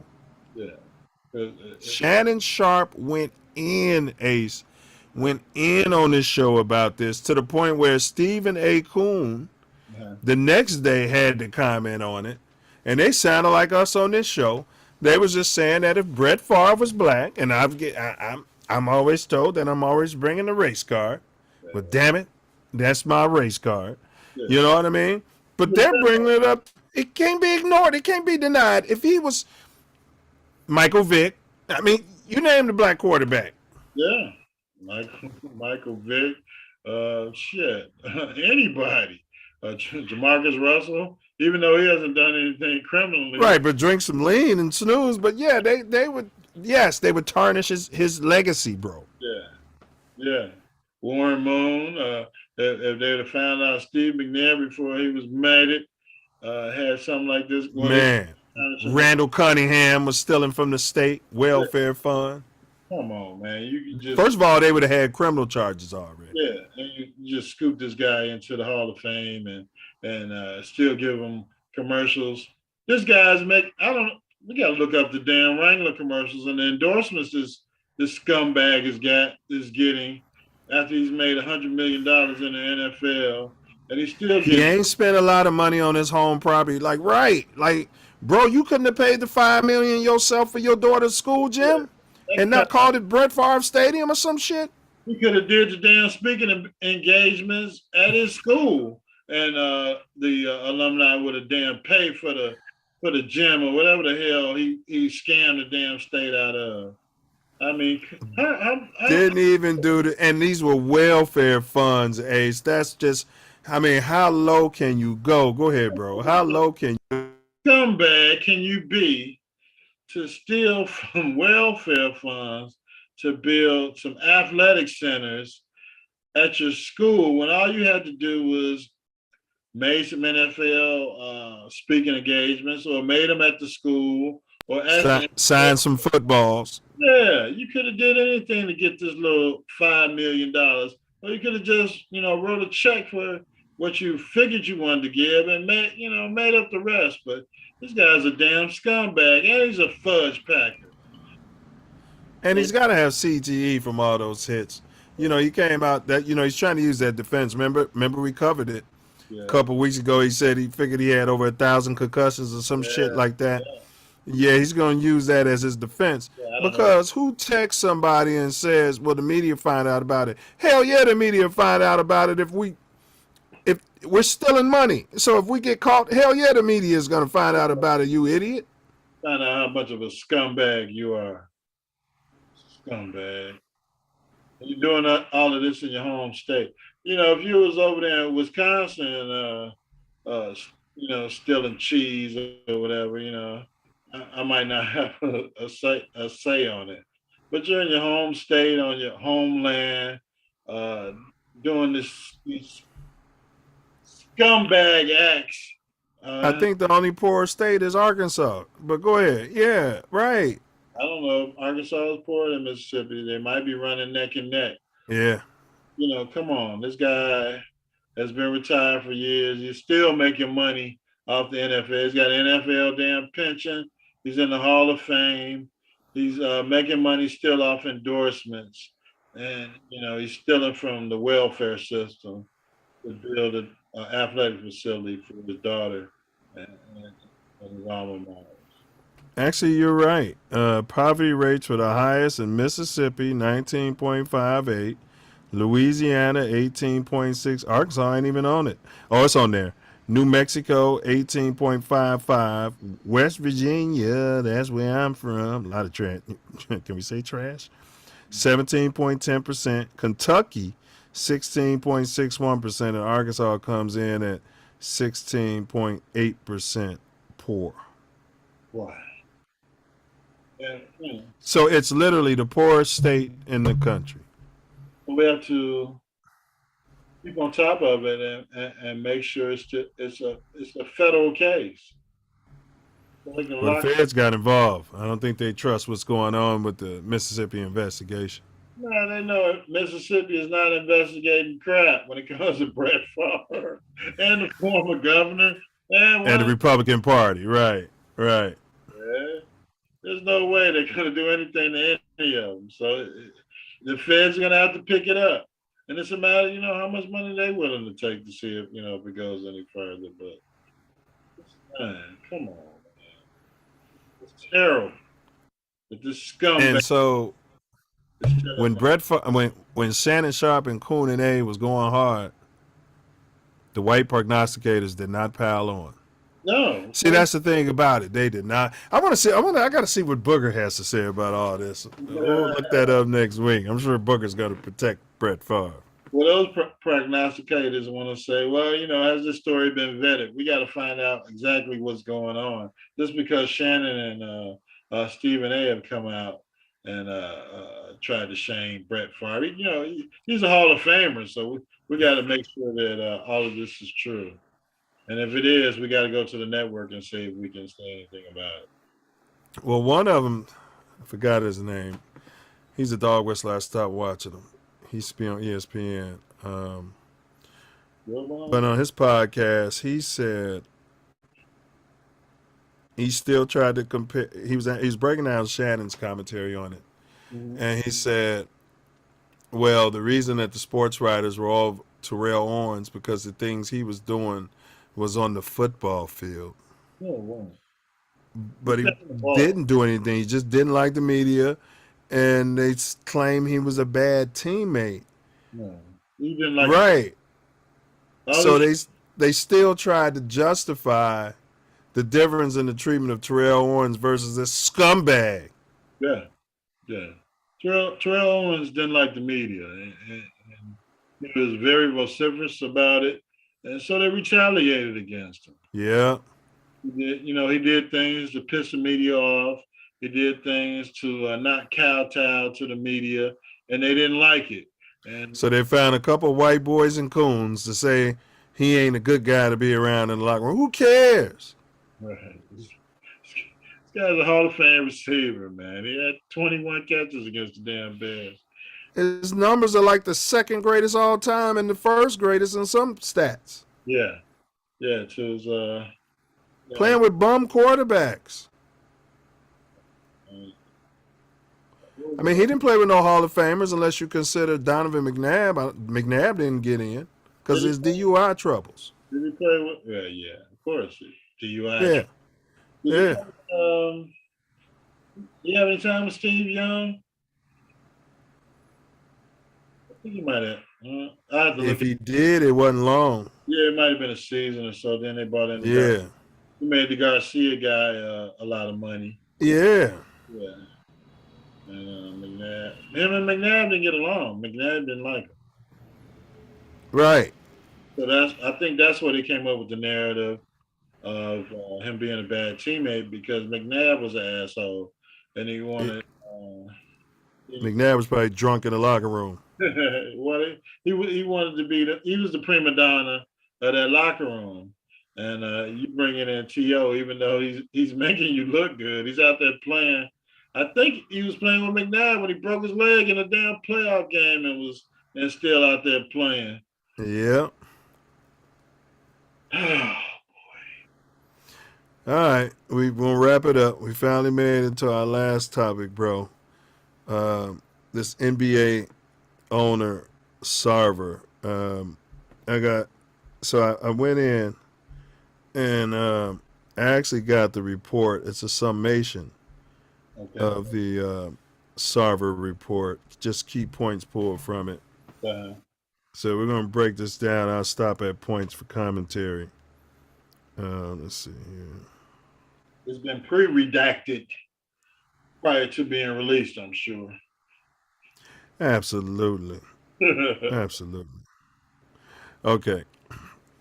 This is going back to 2004, and I think Sarver's got information on all these other NBA owners, which is why they didn't, force him out. Yeah. All right. But during a 2004 meeting with the free agent, Sarver told a story about attending the University of Arizona as a college student. He used the N-word when explaining what a black person had said. 4 witnesses said it was uncomfortable, and 1 witness told Sarver he shouldn't say that word even if speaking on what someone else said. He's one of those. Yeah. Mm-hmm. Yeah. I'm cool, so I can. One of my best friends is a Negro. I'm cool. Oh, when they do that, I just cracker it up.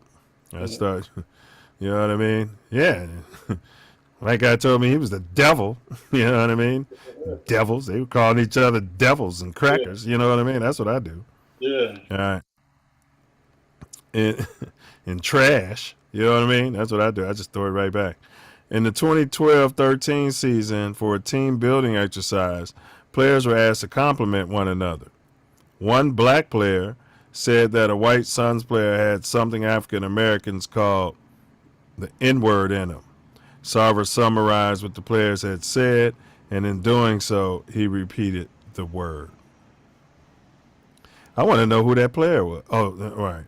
Sarver again was told he could not use the word. Sarver recalled to investigators that he said the player should not use the word and instead say we're in the foxhole together. But none of the witnesses recalled that framing. Right. October 30th, 2016. game against Golden State, Sarver complained that a black player on the Warriors was able to say the N-word without receiving a tech. Yeah, he's one of those, Ace. Sarver used the word when he went into a coach's office to vent about the 9 calls. The coach told Sarver he couldn't say the word. Mm-hmm. The owner then sent an email to the league office complaining about the officiating. Sarver purported to quote the Warriors player as saying the N-word spelled out with an A at the end. So he sent that to the league. Yeah. He's been using it for years. I mean, come on. His whole life, I'm sure. He's rich. I'm sure, Ace. On 2 occasions, from 2010 to 2017, Sarver quoted a player's family member as using the N-word when recounting a story about them boarding a plane. So I'm okay. I can use it. I'm their owner. Yeah, he's using it every chance he gets. Mm-hmm. The investigation found 3 additional instances where black coaches took Sarver's comments to be implicating some form of racism. Yeah, In one incident, Sarver asked the black coach what should change in the organization. The coach said diversity, which he, of course, meant to be about racial diversity. Sarver erupted, saying, no, no, no, I hate diversity. I think he's on the booger sugar, maybe the MIP. So he's rich. The coach and a witness who in the moment tried to keep the coach calm believed Sarver was pushing back against racial diversity. Sarver told the investigators he thought the comment from the coach was about offensive and defensive basketball principles, contending it was best for all coaches to have a consistent basketball philosophy. Are you kidding me? It's a whole strategy put together by his attorney. Diversity. Oh, wow. And you're the owner talking about you hate, even if he was talking about offenses and defenses, you went ham over that? Right. So why does he have to sell the damn team?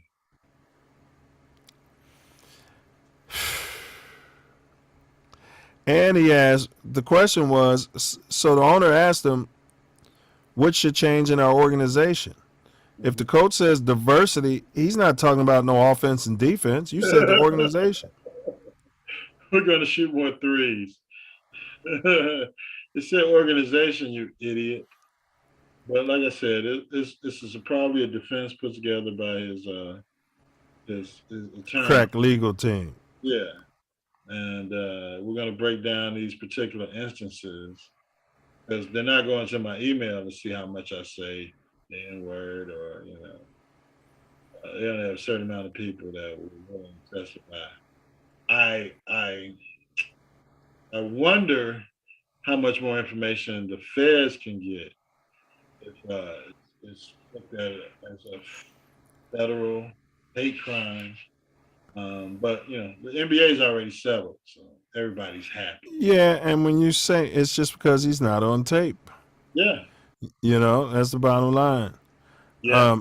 Another instance appears to involve the eventual firing of Suns head coach Earl Watson.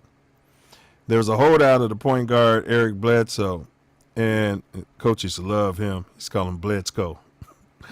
Bledsoe, man, Bledsoe. Yeah. And their shared agent, Rich Paul. Before the 17-18 season, the black founder and executive of a sports agency had a contentious negotiation with Sarver and the Suns on behalf of a black Suns player. During the negotiation, Sarver told the agency executive, this is probably why LeBron got so butthurt about the whole statement, because, Rich Paul's his boy. Yeah. And LeBron read the report. During the negotiations, Sarver told the agency executive, whose agency also represented the coach, that dual representation of both a coach and a player constituted a conflict of interest, and that he would fire the coach unless the coach first fired the agency. Yeah. Word of the ultimatum got back to the coach, who confronted Sarver and communicated that he perceived the ultimatum to have a racial undertone. given that the coach, agency executive, and player are all black and Sarver is white. Sarver confirmed his threat to the coach, and the coach refused to fire Rich Paul. Shortly thereafter, Sarver fired the coach. When interviewed by investigators, Sarver admitted these facts, but denied a dispute with the coach or the coach's firing had anything to do with race. Sarver also denied the coach's allegation that during the dispute, the coach raised a concern that Sarver's actions had racial connotations. So he said the coach never even raised a concern. Sarver explained that the agency executive had demanded during their difficult negotiation that the Suns trade the player. Sarver said he told the coach that this trade demand was hurting the team's performance and would in turn damage the coach's reputation, creating a conflict of interest for the coach. So Sarver was trying to work the coach to work Rich Paul. Sarver also said that the firing of the coach was prompted by the recommendation of his front office staff, who complained to Sarver that the coach was acting unprofessionally in front of the players, bro. I can't listen to too much more of this, man. All right, I got one more. I got more, but I'll stop it at this because I just want to get into what he was doing to women. In 2008, Sarver told a pregnant employee she could not continue her role coordinating an event because she would be breastfeeding her baby, and her baby needs their mom, not their father. The women cried in response, and when the witness told Sarver he did not act correctly, the owner convened a call with that witness and his attorney. Sarver's attorney said he had done nothing wrong, and Sarver criticized the witness for questioning Sarver's judgment. 2011, he screamed at a female employee for a video she prepared for his son's employee who was about to leave. The employee was then in tears and told the witness she wanted to leave her job. A week later, Sarver went to the employee's office and said in substance, "Why can't we get along?" When the female employee began to cry, Sarver raised his voice, "Why do all the women around here cry so much?" Just giving you excerpts. Sarver once exposed his genitals to a male employee who was on his knees in front of Sarver performing a fitness check. Now, I have no idea what these white people be doing. He was on his knees in front of Sarver performing a fitness check that Sarver had requested and had undergone before. Past experience would have taught Sarver that dropping his underwear was unnecessary for this fitness check.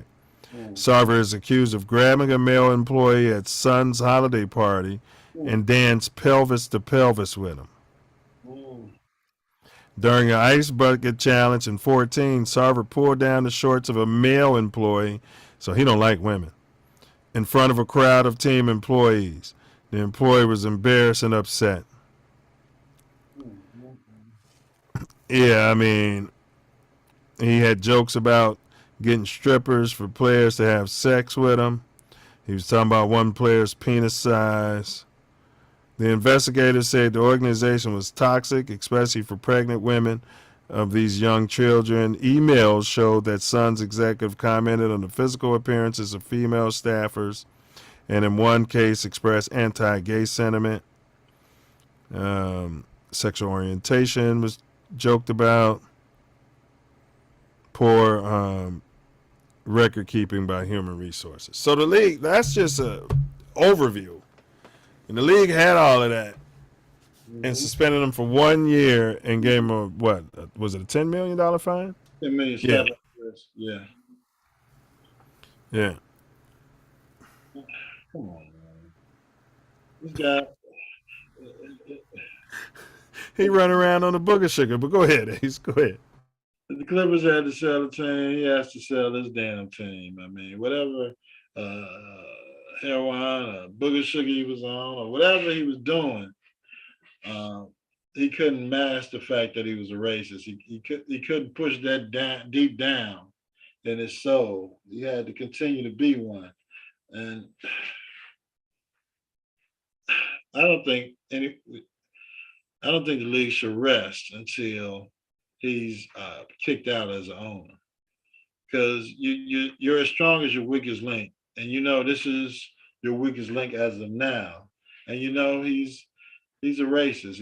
He's a media nightmare for you, depending on the narrative that the NBA allows to be put out there as far as him being a racist.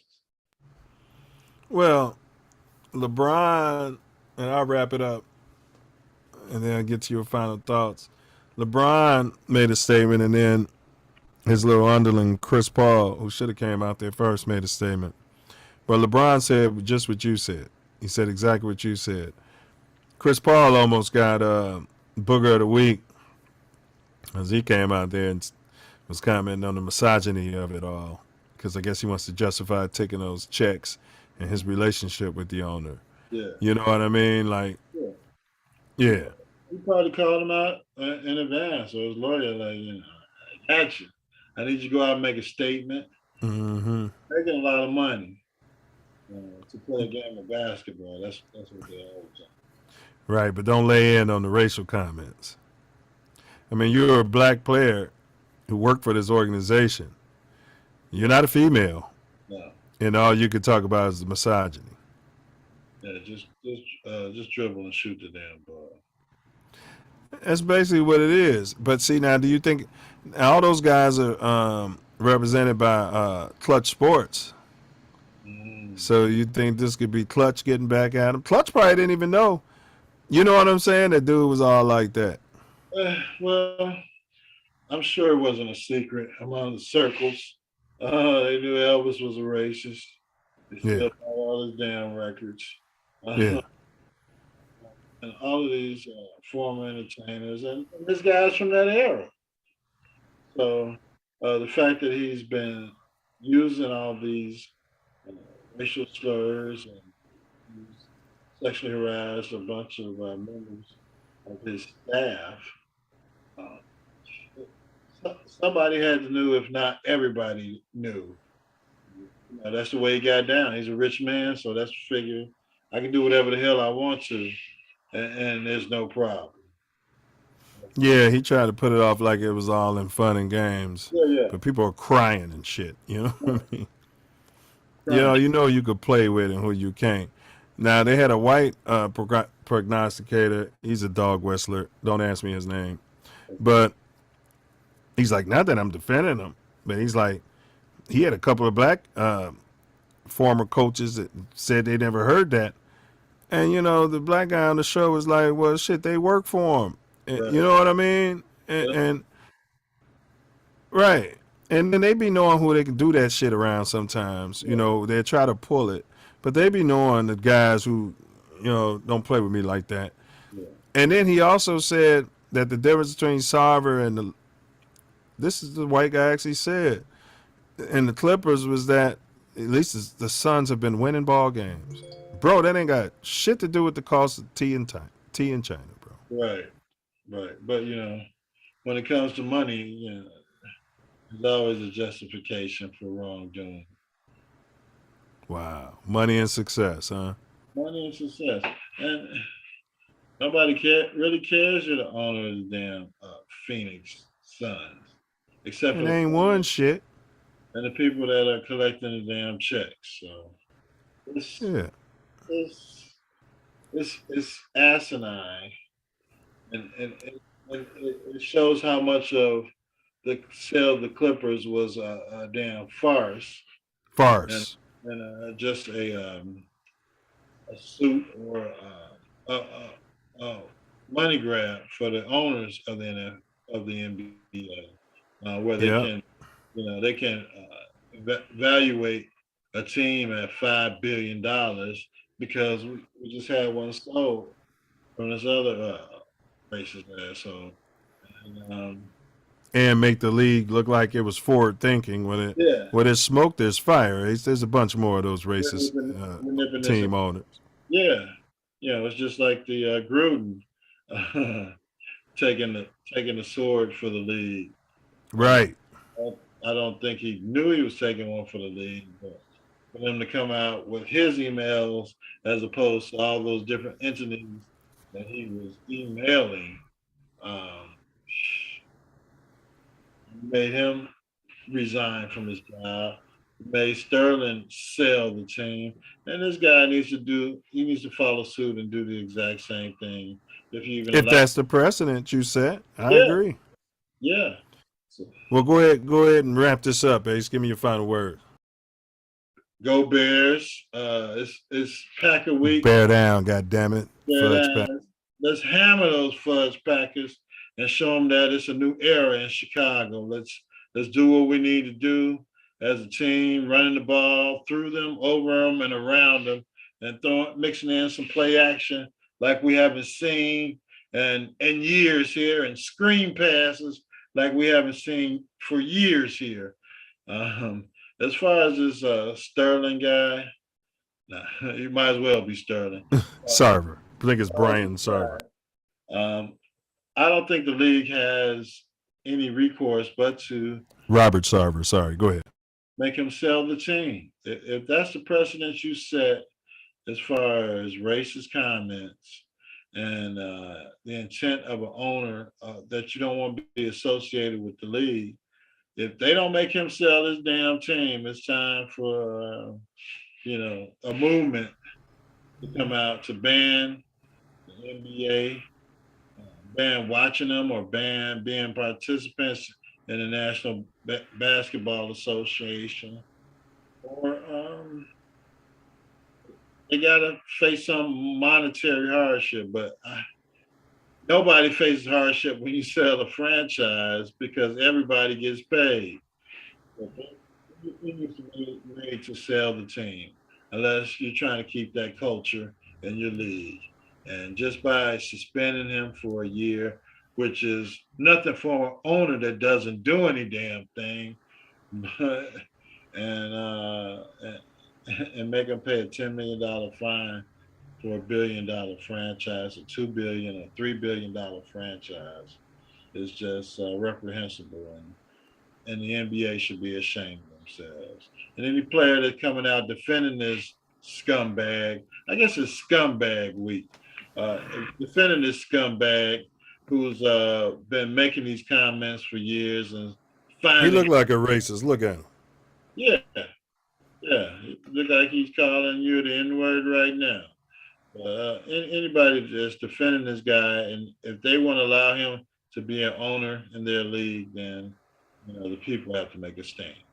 That's my final word. Well said, and mine is quick. If I'm what's the Clippers former owner name? If I'm his team, I'm filing a lawsuit against the league. Yeah, for coercion. Yeah, you singled me out.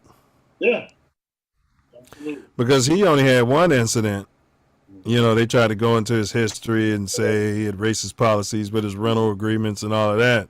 Yeah. But he only had one incident on tape of him calling, and that's because he was mad because Tragedy was probably dinking his girl. Oh, yeah, he was definitely giving her the business. And it was a private phone conversation. In the state of California, you can't record nobody without their permission. Right. So, yeah. You know what I mean? Yeah. It's different. You having a private phone conversation, bro, as opposed to you talking to employees and saying it right to people's face.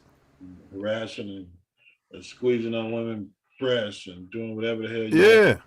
because you're rich and you own a damn NBA franchise. Pulling your Peter out while you got some white boy on his knees in front of you. He had to be white. Performing some sort of physical therapy. Yeah, you can physical therapy this. Another one finger salute. What do you mean I got to get on my knees in front of you to perform this? You must be out of your mind. We call that a quid pro quo.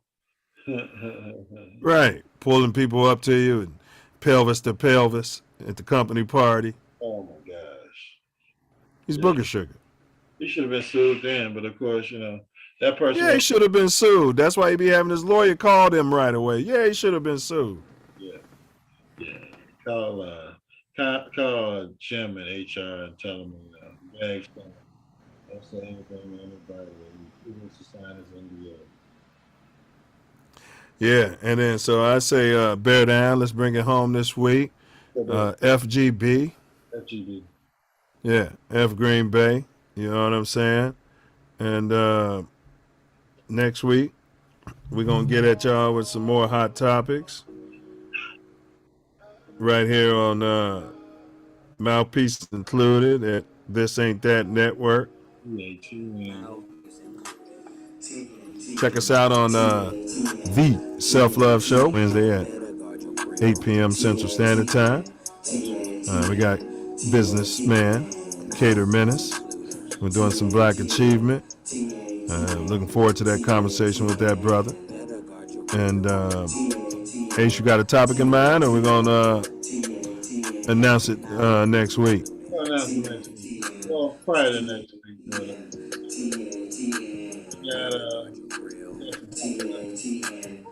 Back in the hiatus. All right, well then, when you sliding through the great city of Chicago, or Inglewood, Cali, keep your head on a swivel. Check your six. Check that blind spot.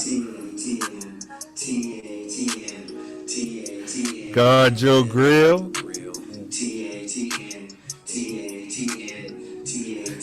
Knuckle up. And don't forget to. And don't forget to. And don't forget to bring your mouthpiece. Huh?